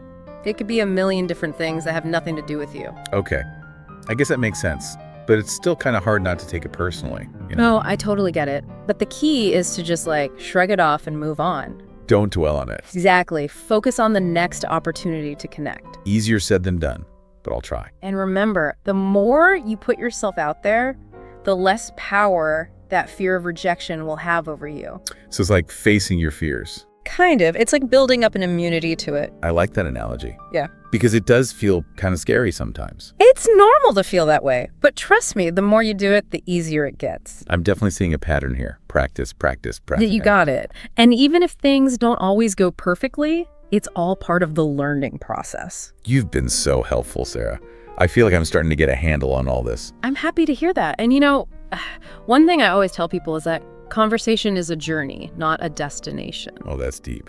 What do you mean by that? I mean, it's something you keep learning and refining throughout your whole life. So there's always room for improvement. Absolutely. And the more you practice, the more comfortable and confident you'll become. So what are some practical ways we can, incorporate all this stuff into our daily lives? Well, challenge yourself to strike up a conversation with at least one stranger every day. Every day. Yeah, it could be anyone. The barista at your coffee shop, someone in line at the grocery store, whoever. So just be more open to those random interactions. Exactly. The more you do it, the more natural it will feel. This is really eye-opening. I'm starting to see the world as, one giant conversation playground. I love that because that's what it is, There are so many opportunities to connect with interesting people if we just open ourselves up to it. I never thought of it that way before. It's actually kind of exciting. It is, and you never know what amazing things might happen when you step outside your comfort zone and strike up a conversation with someone new. Well said, Sarah. This has been an incredible conversation. Thanks, Mike. I've really enjoyed it. I know our listeners are eager to hear more, so we'll be right back with the final part of our deep dive into starting conversations with strangers after a quick break. And we're back, still diving deep into the art of chatting with strangers. Always happy to talk about connection. So Sarah, in these last few minutes, let's get really practical, okay? Sounds good to me. Imagine you're at a networking event, surrounded by people you don't know. How do you actually use all this advice we've been talking about to strike up conversations? Well, first off, remember those basics we covered earlier. Confidence, smiling, making eye contact. All those things really do make a difference. They set the stage. Exactly. Then look for those little opportunities to approach people. Maybe there's a group that seems open and welcoming. Or maybe you spot someone standing alone looking a little lost. Sometimes I think we assume people standing alone want to be left alone. You're right about that. Sometimes they're the ones who need a friendly face the most. Makes sense. You could even just say something like, "Hey, these events can be a little overwhelming. Mind if I join you?" That's a good one. Simple and disarming. And once you've broken the ice, remember all those great conversation starters we talked about? Ask them about their work, their interests, even just their thoughts on the event itself. And don't forget those genuine compliments. Oh yes, compliments are a fantastic way to show you're paying attention.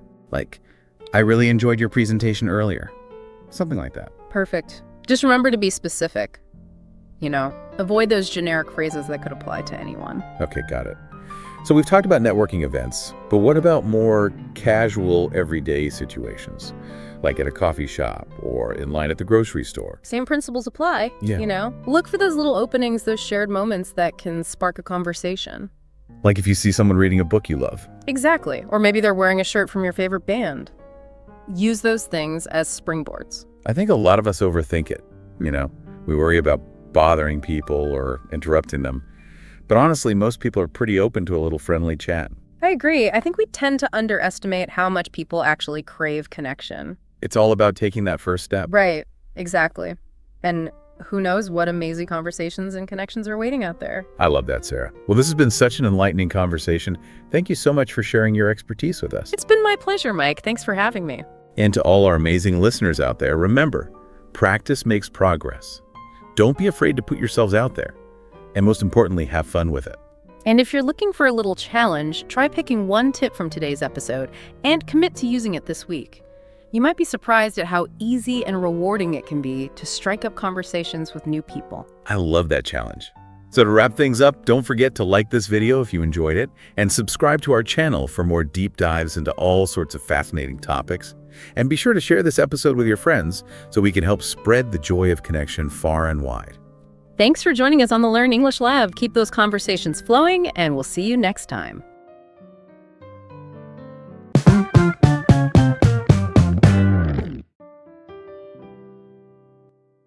Hello and welcome to the Learn English Lab. I'm Mike, and today we're going deep into something I think we've all had to deal with at some point, job interviews.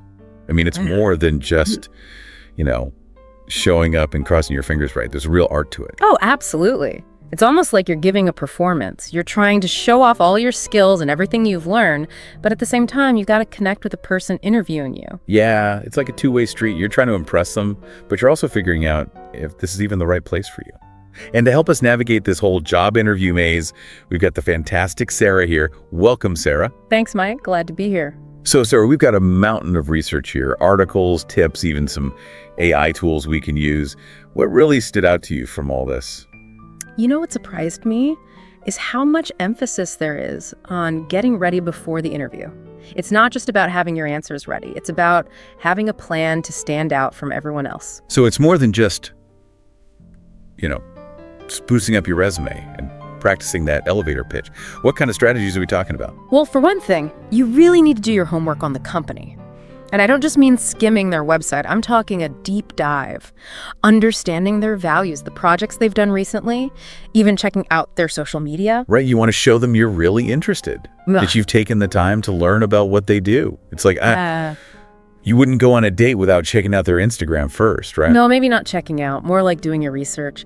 But the point is, the more you know about the company, the better you'll be able to tailor your answers and ask questions that show you've been thinking. It shows you're serious. That makes sense. So I should be setting up Google alerts for the company, maybe even looking through their LinkedIn profiles, see if I know anyone there. It's like being a detective gathering clues. That's the spirit. And speaking of detectives, you can actually use some pretty cool AI tools to help you get ready. Hold on. AI for job interviews. Now that sounds really advanced. Tell me more. Imagine having a virtual interview coach right in your pocket. Tools like ChatGPT can help you practice answering those typical interview questions in a really structured way. So it's not just about memorizing answers, but actually getting feedback on how you're saying things, making sure you're hitting the key points. Precisely. And it can even help you come up with better questions to ask them, which is a huge plus. It shows you've been really thinking about the job and the company. Wow. I'm feeling more confident already just hearing about this. It's like taking out all the guesswork. But let's say you've done all your research, you've practiced with your AI coach. What about the actual day of the interview? What are some must-dos? Well, first impressions are everything, and that starts the second you arrive. Getting there 10 to 15 minutes early shows you're punctual and you respect their time. But don't show up too early. That can be just as bad. Okay, so there's a sweet spot for being on time. Got it. And what about what to bring? Is there some secret survival kit every interviewee should have? It's not a bad idea to have a few essentials with you. Think of it as your interview emergency kit. Breath mints a stain remover pen.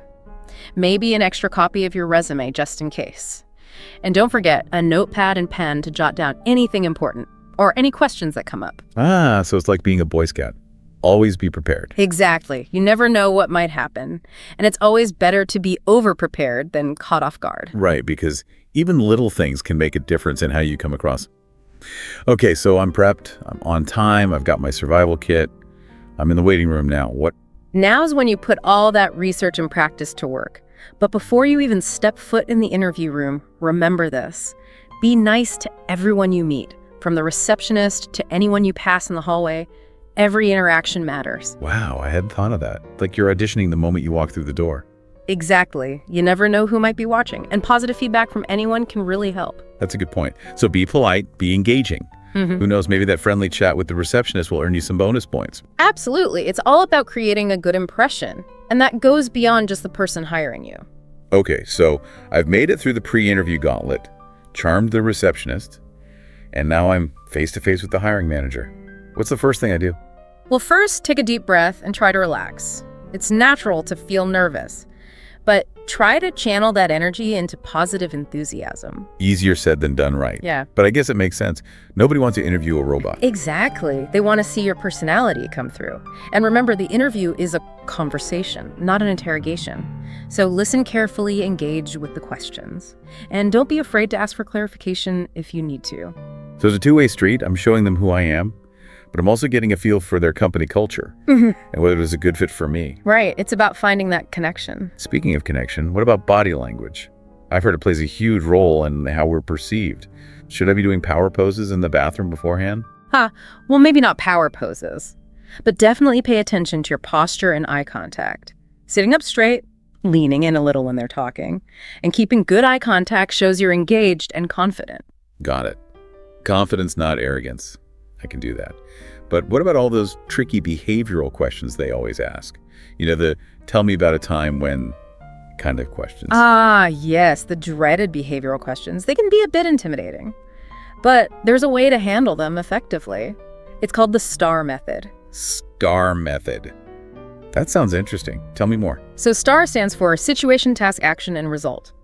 It's a framework for structuring your answers in a way that's clear and compelling. Basically, you start by describing the situation you were in, then outline the task you had to accomplish.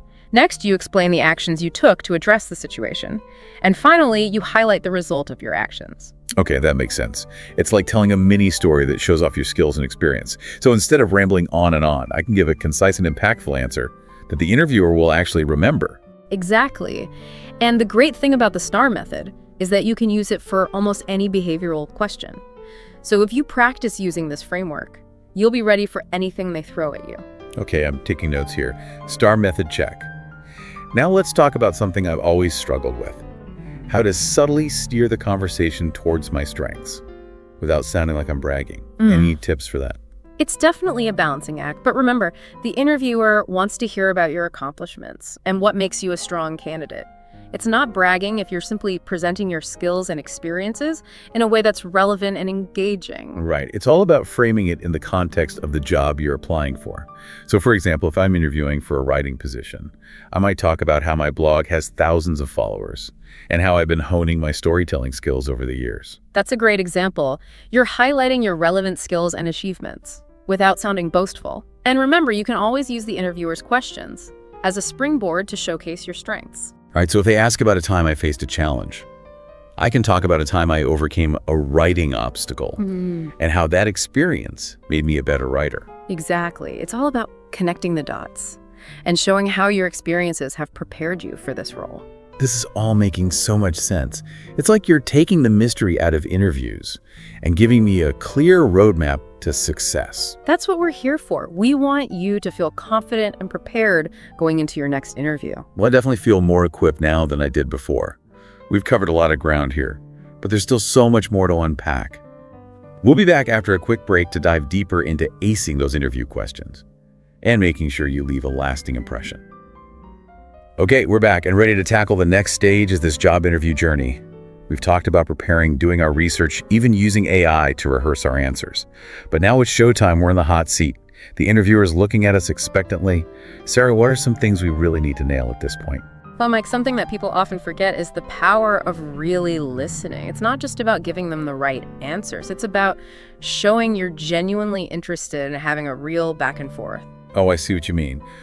So instead of just spitting out memorized answers, I should be listening carefully, maybe even taking notes to show I'm present and really taking in what they're saying, kind of like what we're doing right now. Exactly. Taking notes not only shows you're engaged, it also helps you remember important details later, especially if they have follow-up questions. And you know what else it does? That's that. It gives you a little time to think. Instead of jumping right into an answer, you can jot down a couple keywords, gather your thoughts, and then give a more well-thought-out response. That's brilliant. It's like a secret weapon for staying cool under pressure. I'm adding note-taking ninja to my resume. Haha, I love it. And while we're on the subject of showing off your skills, let's talk about a subtle but powerful technique, steering the conversation towards your strengths. Okay, now this is where things can get tricky. We don't want to sound like we're taking over the interview or bragging about ourselves. Right. The key is to look for natural opportunities to highlight your most relevant experience. For example, if they ask about a time you worked on a team project, you could talk about a project where you took on a leadership role or used a specific skill that connects back to the job description. So it's about weaving in your accomplishments and skills in a way that feels natural, not forcing it, just letting it flow with the conversation. Exactly. You're not trying to trick anyone. You're just showcasing the parts of your experience that are most relevant to the job. Got it. Now, I've noticed that some people have this natural charm, this it factor, that makes them instantly likable. Can you learn that, or are some people just born with interview magic? I think anyone can be charismatic. A lot of it comes down to confidence and how you present yourself. Remember what we said about body language. It can say a lot. Right. So good posture, eye contact is a genuine smile. All of those things help create that impression of confidence and likability. Absolutely. And it's not just about the words you say, it's how you say them. Speaking clearly, using different tones of voice. Even pausing for emphasis can make your answers more engaging and memorable. Okay, so I'm picturing myself in the interview. I'm sitting up straight, making eye contact. I'm speaking with confidence and clarity. What else can I do to really knock it out of the park? You know what often trips people up? Not making enough eye contact? You'd be surprised how many interviewers are turned off by candidates who avoid their gaze. Really? I would have thought it'd be the other way around. Like staring too intensely would be weird. It's about finding a balance. You don't want to stare them down, but you also don't want to look like you're hiding something. Think of it as making a connection, showing you're present and involved in the conversation. So maintaining eye contact shows confidence and helps build that connection. Got it. But what about when you get those really tough questions? The ones that make your mind go blank. Any tips for handling those smoothly? Remember the STAR method we talked about earlier? That's your secret weapon for any behavioral question, no matter how difficult. It helps you structure your thoughts and give a clear, concise, and powerful answer. Right. The STAR method: situation, task, action, result. It's like a formula for interview success. Exactly. And the more you practice using this framework, the more natural it will become. It will help you stay on track, even when you're feeling the pressure. This is great stuff, Sarah. I feel like I'm finally starting to understand the secrets of the job interview. But what happens is the interview is wrapping up. How do I make sure I leave a good impression? Increase my chances of getting that call back. This is where I always feel like I mess up. I'm so relieved it's almost over. I forget to actually, sell myself one last time. It's like a big finish, right? You want to end on a strong note, and this is where those insightful questions you prepped earlier can really shine. Oh, right. Not just, when can I start, but real questions that show I was paying attention to everything they said. Exactly. Ask about things that show you understand the role, the company's goals.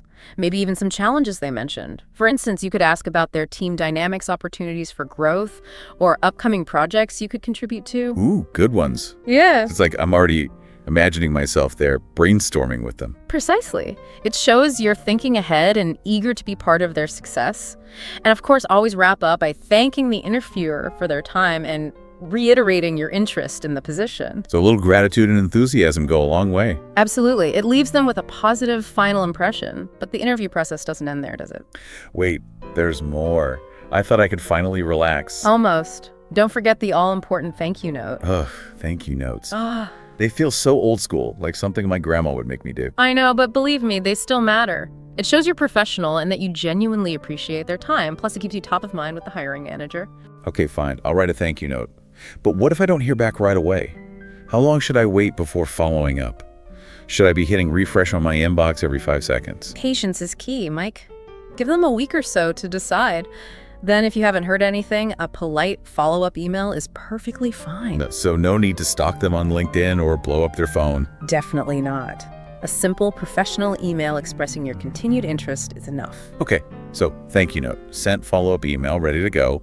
What if, and this is the worst case scenario, they don't offer me the job? Don't get discouraged. Rejection is just part of the game. Not every role is the right fit, and that's okay. Easier said than done, though, when you're feeling disappointed. I know. But try to look at it as a learning opportunity. What can you take away from the interview? What could you have done differently? Maybe even reach out to the hiring manager and politely ask for feedback. Okay, so instead of feeling sorry for myself, I should use it as a chance to grow and improve my interview skills. Turn that rejection into fuel for my next interview. Exactly. And who knows, the next interview might just be the one that lands you your dream job. You've given us so much to think about today, Sarah. It's like we've uncovered all the secrets of the interview process from the very beginning to that final follow-up. I hope so, Mike. Remember, confidence is key.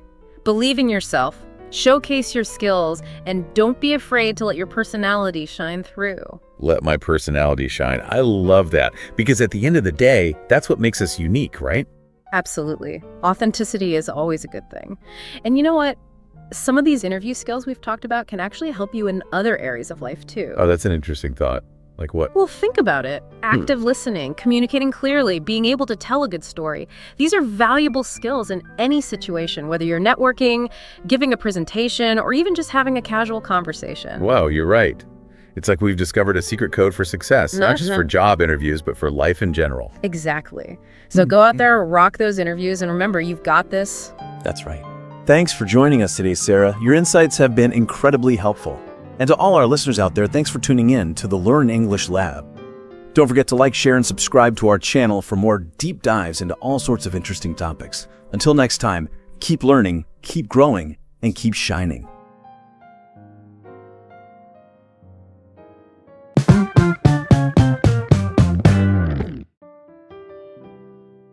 Hey everyone, and welcome back to the Learn English Lab. I'm Mike, your host, and today we're going to do a deep dive into a topic that is super important for better communication.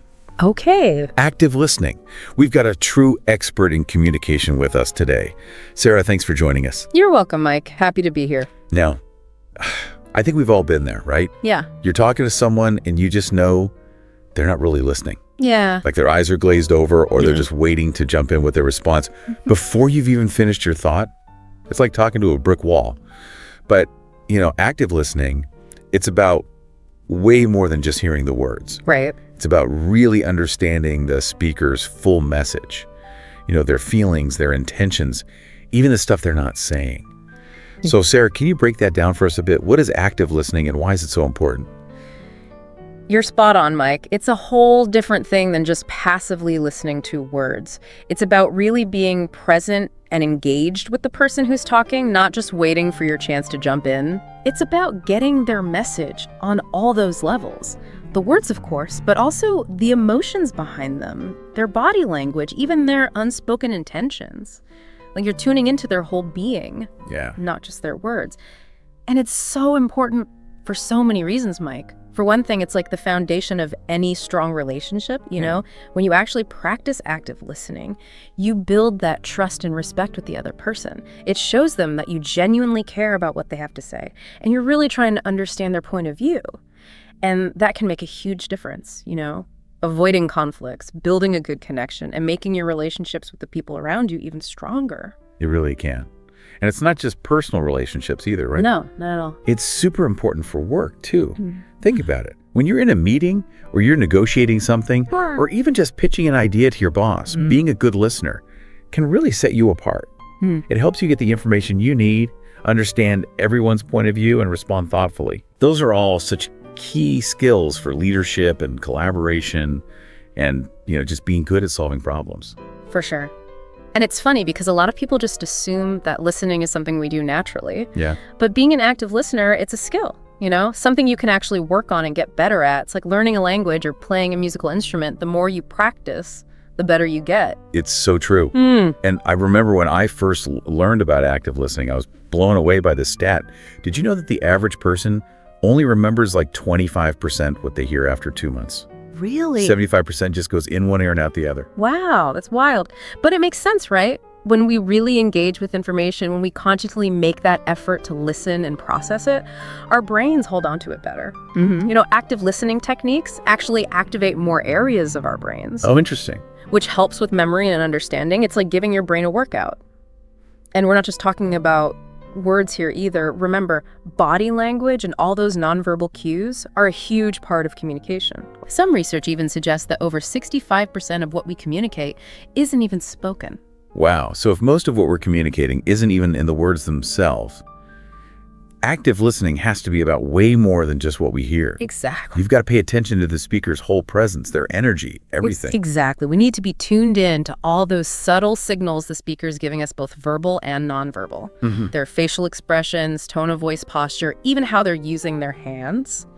All those things give us these little insights into what they're really feeling and what they mean. It's like reading between the lines of the conversation. Okay, I'm starting to get it. Yeah. But how do we actually do this?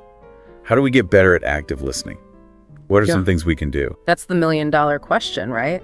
The good news is anyone can improve their active listening skills. It's about being intentional about it and practicing. Yeah. And like any skill, the more you do it, the more natural it becomes. Right. So let's dive into some of those essential techniques. Okay, lay it on us.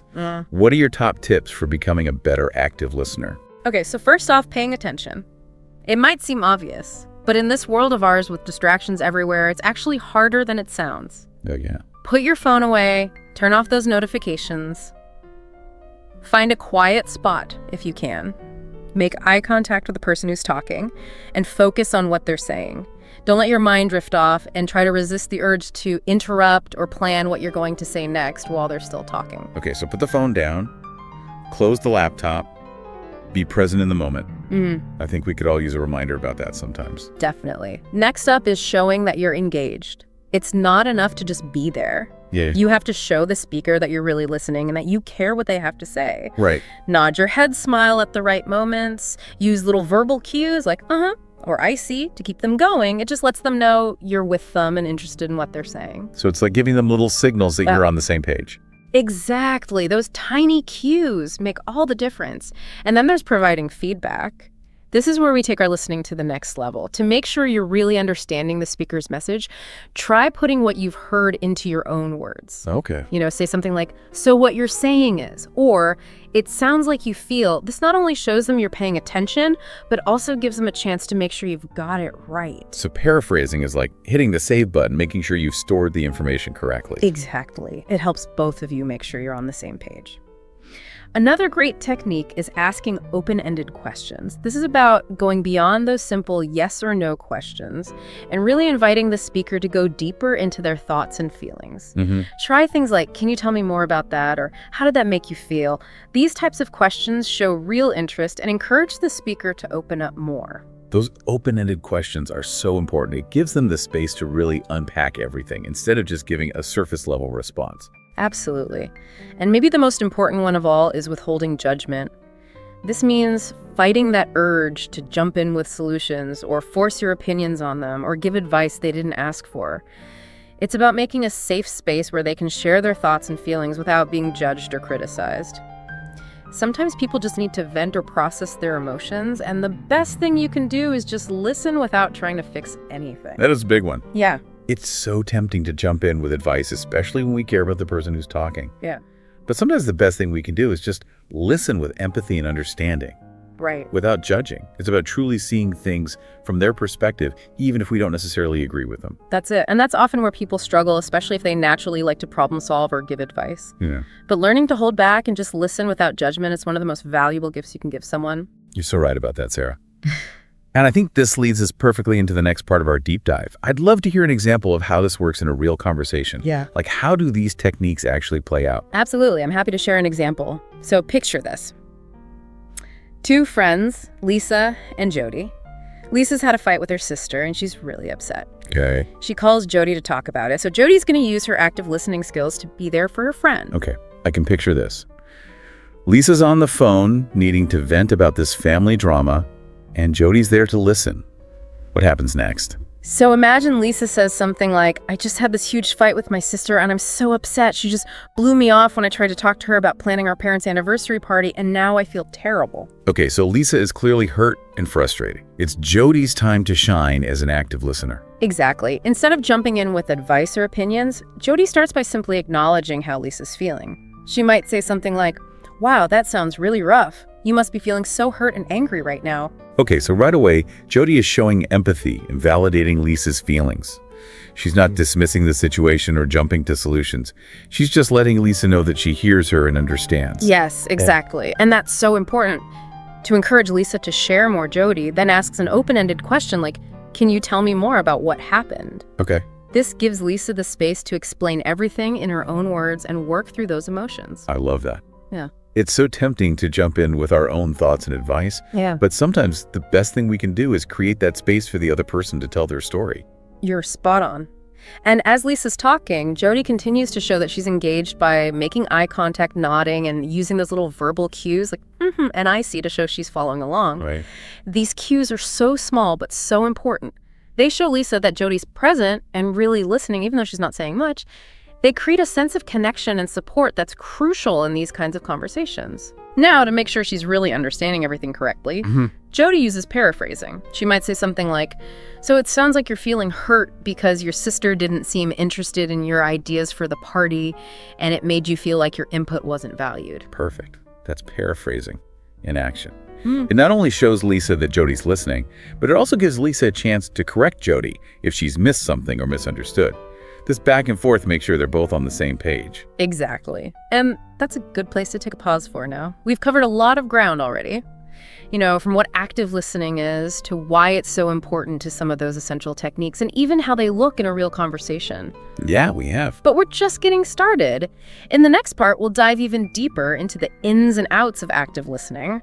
We'll explore some more advanced techniques and tackle some of the challenges that come up in those real-world conversations. Can't wait to hear more. Stay tuned for part 2 of our active listening adventure.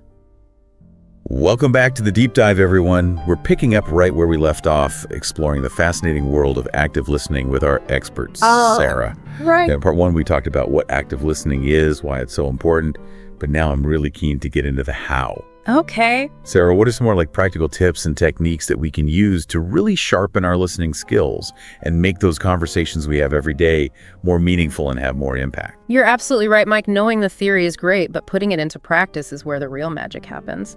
So let's jump right into some more of those actionable strategies that you can start using today.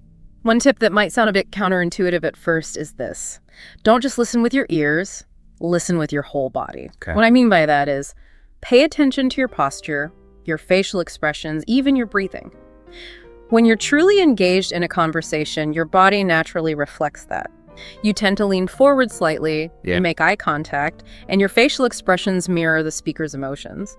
But on the other hand, if you're bored or distracted, you might slouch across your arms or avoid eye contact. It's like your body is speaking a language of its own, and you want to make sure you're sending the right message. That's such a great point. It's like we're sending these nonverbal signals all the time, whether we realize it or not.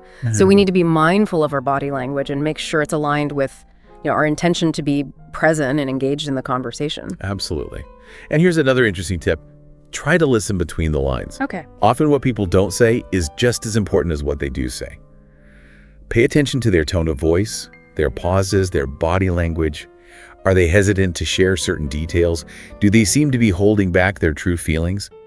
Tuning into these subtle cues can give you valuable insights into the speaker's underlying emotions and intentions. So it's almost like we're playing detective. Yes. Looking for those little clues in the speaker's behavior and trying to piece together the full story. Precisely. Active listening is about more than just taking words at face value. It's about reading between the lines and understanding the deeper meaning behind the message.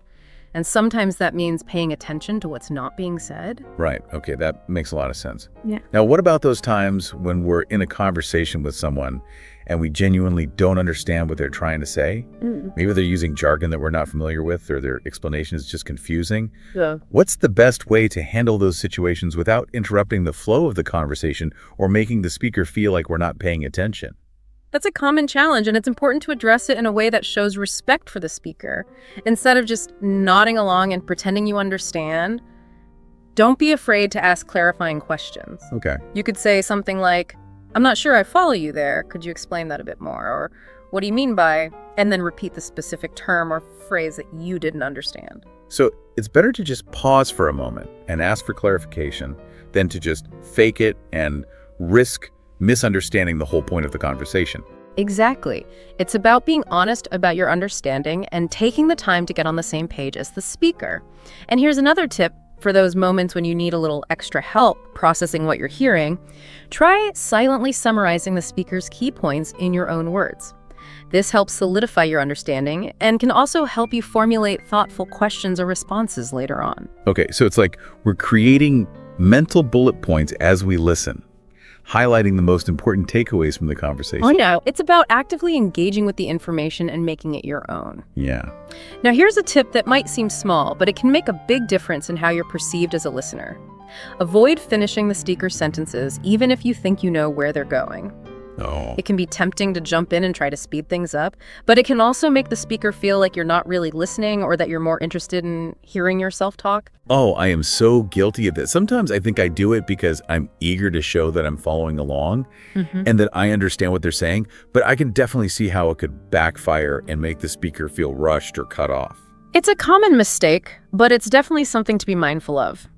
When you resist that urge to finish someone's sentence, you're giving them the space to express themselves fully and at their own pace, and that can make a world of difference in how heard and respected they feel. Okay, that's a great reminder. Now, I'm curious about something. We've talked a lot about the verbal aspects of active listening, but what about the nonverbal side of things? How can we use our body language to show that we're truly listening and engaged? Excellent question, Mike. Nonverbal communication is just as important as verbal communication, if not more so. It's often the key to building trust, conveying empathy, and creating a sense of connection with the speaker. So let's dive into some specific nonverbal techniques that can elevate your active listening game. Awesome. I'm ready to take notes. All right, here's a simple but powerful one. Make eye contact with the speaker. This shows that you're focused on them and interested in what they have to say. But a word of caution, don't stare them down. That can feel intimidating and unnatural. Yeah. Instead, aim for a comfortable and natural level of eye contact that shows you're present without being overbearing. So it's about finding that sweet spot where we're making eye contact enough to show we're engaged, but not so much that it feels creepy or uncomfortable. That's a great way to put it. It's about finding that balance that feels authentic and respectful for both of you. Now, here's another important nonverbal cue. Pay attention to your posture. Sit or stand up straight, but avoid being stiff or formal. Okay. Leaning forward slightly can show that you're interested and engaged, while leaning back can signal disinterest or boredom. And whatever you do, avoid crossing your arms. Got it. This can create a physical barrier between you and the speaker and make you seem closed off or defensive. So it's about creating a welcoming and approachable presence with our body language, letting the speaker know that we're open to hearing what they have to say. Right. It's about creating that sense of safety and trust that allows for open and honest communication. Now, here's a tip that might seem small, but it can actually make a big difference in how you're perceived as a listener.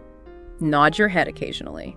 This simple gesture can go a long way in showing the speaker that you're following along and understanding their message. Yeah. It's a nonverbal way of saying, yes, I'm with you, or I hear you. It's like giving those little head nods of encouragement, like we're cheering the speaker on as they share their thoughts and feelings. Yes, exactly. It's a subtle but effective way to show that you're present and engaged. And while you're at it, don't forget to smile. A genuine smile can create a warm and inviting atmosphere and make the speaker feel more comfortable and at ease. But again, be authentic. Don't force a smile if it doesn't feel natural. A forced smile can actually have the opposite effect and make you seem insincere or dismissive. So it's all about being mindful of our body language and making sure it's congruent with our intention to be present, respectful, and engaged in the conversation. Yes. It's about sending those nonverbal signals that create a sense of connection and trust with the speaker. You got it, Mike. It's about using our whole selves to listen, not just our ears. Now let's move on to a topic that's often misunderstood when it comes to active listening note-taking. Okay. Some people believe that taking notes is a sign of disrespect, or that it means you're not truly listening to the speaker. But that's not necessarily true. Yeah, I've heard that before too. The idea that if you're busy scribbling away in your notebook, you must not be fully present in the conversation. Right. But here's the thing. Taking notes can actually be a very effective way to enhance your active listening skills. If you're someone who struggles to remember details, taking notes can help you stay focused and retain information more effectively. So it's like creating a written record of the conversation that we can refer back to later, almost like a mental map of the key points and takeaways. Precisely. And it can be especially helpful in situations where you need to remember specific details, like in a meeting or a lecture. Now, of course, there's a right way and a wrong way to take notes while still being an active listener. Right. The key is to do it in a way that doesn't distract the speaker or make them feel like you're not fully present. Okay, so how do we strike that balance? Yeah. How do we take notes effectively without sacrificing our active listening presence? Here are a few tips. First, make sure you have the speaker's permission before you start taking notes. A simple, would it be all right if I jot down a few notes, can go a long way in showing respect and consideration. Second, don't try to write down every single word the speaker says. Instead, focus on capturing the key points, main ideas, and any action items or follow-up tasks. And third, make sure your note-taking doesn't interfere with your ability to make eye contact, nod, and use other nonverbal cues to show that you're listening. If you find yourself getting too caught up in writing, pause for a moment, look up at the speaker, and make sure you're still connected. So it's about being strategic and selective with our note-taking, making sure it's enhancing our listening experience rather than detracting from it. Exactly. It's about finding that balance between capturing the essential information and maintaining that all-important human connection with the speaker. Well said, Sarah. I think these note-taking tips are incredibly helpful. But before we move on, I want to circle back to something we touched on earlier, the idea of listening between the lines. Can you give us some more specific examples of what kinds of nonverbal cues we should be paying attention to and what they might mean? Absolutely, Mike. It's like learning a secret code, decoding those subtle signals that people send through their body language and tone of voice. Let's break down some of the most common nonverbal cues and what they might reveal about the speaker's true feelings and intentions. Okay, ready to crack the code. Yeah. What should we be looking for? First up, we have eye contact. As we mentioned earlier, good eye contact is a sign of engagement and interest. But there's more to it than that. If someone is making strong, steady eye contact, it can also convey confidence, assertiveness, or even a desire to connect on a deeper level. So strong eye contact can be a good thing. But what about the opposite?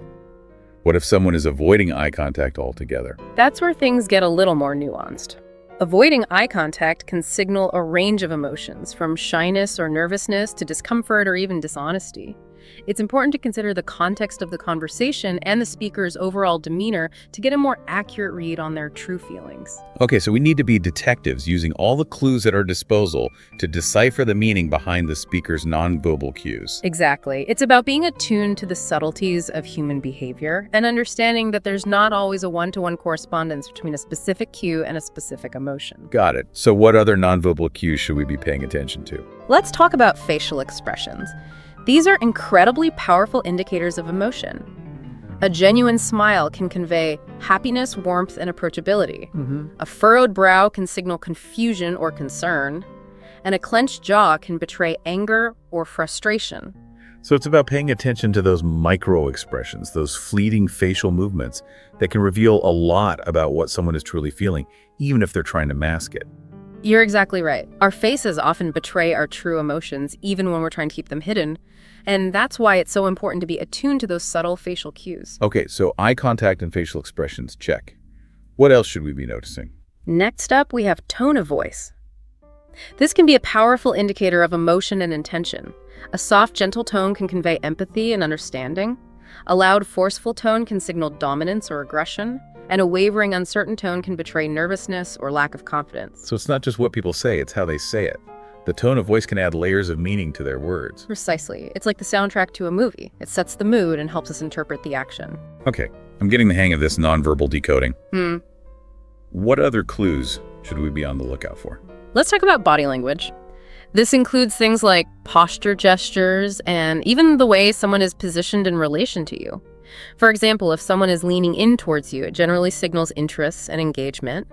If they're leaning away or turning their body away from you, it could indicate disinterest, discomfort, or even a desire to end the conversation. So it's about noticing those subtle shifts in body position and how they reflect the speaker's level of comfort and engagement in the conversation. Exactly. And don't forget about gestures. These can be incredibly expressive and revealing. Open, expansive gestures can convey confidence, enthusiasm, or a desire to connect. Closed, restrictive gestures can signal defensiveness, anxiety, or even dishonesty. So it's like our bodies are speaking a language of their own, and we need to learn how to interpret those nonverbal signals. That's a great way to put it, Mike. It's about becoming fluent in the language of body language and understanding that it can often tell us more about a person's true feelings and intentions than their words alone. This has been incredibly eye-opening, Sarah. I'm starting to see everyday conversations in a whole new light. Like there's this whole hidden layer of meaning that I've been missing out on. It's like upgrading our communication software, going from a basic version to the premium all-inclusive package. I love that analogy, Mike. It's about expanding our awareness and becoming more attuned to the nuances of human interaction. Well, Sarah, I have to say this deep dive into active listening has been a real game changer for me. I feel like I have a whole new toolkit of strategies for becoming a better listener and communicator. Right. But before we wrap up part 2 of our episode, I want to touch on something that I think is incredibly important, especially in today's world. Okay, Mike, I'm intrigued. What's on your mind? We live in a time where it feels like everyone is constantly shouting their opinions and trying to get the last word. Yeah. It's all about being right, being heard, and winning the argument. In that kind of environment, active listening can feel almost radical.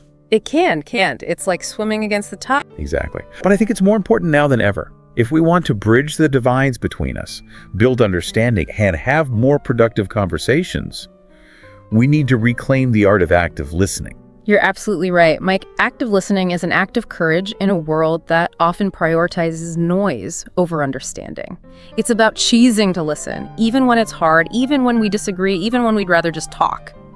It's about creating that space for dialogue, for empathy, for genuine connection, even in the midst of all the chaos and noise. Exactly.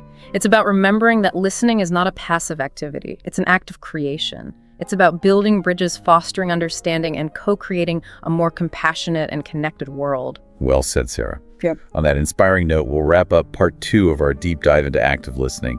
But don't go anywhere. In part 3, we'll explore the incredible benefits of active listening and how it can transform your relationships, your career, and even your own self-awareness. Welcome back to the deep dive, everyone. We're wrapping up our exploration of active listening with Sarah. Yeah. In the first 2 parts, we talked about what active listening is, why it's so important, and even got into some practical techniques for becoming better listeners. Right. But now I kind of want to shift gears a little and talk about the impact of active listening. Yeah. Like, what are the benefits we can expect to see when we really commit to this and become better listeners? That's a great point. Mike, active listening isn't just about making other people feel good. Although it does do that, it also has this ripple effect, creating positive changes in our relationships, our work, and even our own self-awareness. Okay. Let's start with relationships. What's at the heart of any strong, healthy relationship? It's trust, understanding, and that feeling of being truly heard and seen. That's exactly what active listening does. When you practice active listening, you're basically sending this powerful message to the other person. You matter. Your thoughts and feelings are important to me. I'm here to listen without judging and to understand your perspective. Yeah, it's like giving someone the gift of your undivided attention, which is so rare these days. Yeah, it really is. It's about making the other person feel like they're the only person in the room, like their voice truly matters. And that creates this feeling of safety, connection, and intimacy that's essential for any strong relationship. Right. Whether it's with a partner, a family member, a friend, or even a colleague. So active listening is like relationship superglue. It helps those bonds become stronger and more resilient. But I'm also curious about the impact of active listening on our professional lives. I know we touched on this a bit earlier, but can you talk more about how being a good listener can actually help us in our careers? Of course. Active listening helps us build rapport, gather information effectively, and understand different perspectives. These are all such essential skills for effective leadership collaboration and problem solving. All things that are super valuable in any workplace. Yeah. Think about it. When you're truly listening to your colleagues, your clients, your boss, you're picking up on valuable insights that you might have missed otherwise. You're building trust and understanding, and you're showing them that you value their input. And that can make a big difference in how you're seen as a colleague, a team member, a leader. So it's not just some fluffy, soft skill. It's like a secret weapon for success at work. Exactly. And the best part, active listening is a skill that can be learned and developed just like anything else. It takes practice and intention, but the rewards are huge. Totally. I'm sold on this. Okay. But, we've talked about how active listening benefits our relationships with other people. But what about our relationship with ourselves? Oh, that's interesting. Does active listening have an impact on our own self-awareness and personal growth? That's a great question, Mike. And it's something that often gets overlooked. Active listening can be a really powerful tool for self-discovery and personal growth. Think about it. When we truly listen to others, we're exposed to different perspectives, different ways of thinking and feeling. We start to see the world through their eyes, and that can broaden our own understanding of ourselves and our place in the world. It's like holding up a mirror to our own beliefs and assumptions and seeing them reflected back at us through the eyes of other people. Exactly. We might realize that our perspective isn't the only valid one, that there are other ways of seeing things. And that can be incredibly liberating and eye-opening. I can see that. By listening to others, we're not just learning about them, but we're also learning about ourselves. Yes. And here's another way active listening helps with self-awareness. When we truly listen to others, we're also tuning into our own internal reactions. We're noticing how their words make us feel, what thoughts and emotions they trigger in us. And that helps us become more aware of our own emotional landscape, noticing those subtle shifts in our mood and how we're responding to the world around us. It sounds like active listening isn't just about listening to other people, it's also about listening to ourselves. Cultivating that inner awareness that allows us to grow and evolve and become the best versions of ourselves. That's a beautiful way to put it. Mike, active listening is a journey of self-discovery, both in terms of understanding the world around us and understanding our own inner world. Well, Sarah, this has been an amazing deep dive into the world of active listening. I feel like I've gained a whole new understanding of just how powerful this skill is and how it can really transform our lives in so many ways. Me too, Mike. It's been such a pleasure exploring this with you, and I hope our listeners are feeling inspired to embark on their own active listening journeys. I'm sure they are, Sarah. Thanks so much for sharing your wisdom and insights with us today. And to our amazing listeners, thank you for joining us on this deep dive into active listening. We hope you learned some valuable tips and techniques that you can start using today to improve your communication, strengthen your relationships, and maybe even boost your career success. Don't forget to like, share, and subscribe to this YouTube channel for more communication tips and tricks. Thanks for tuning in.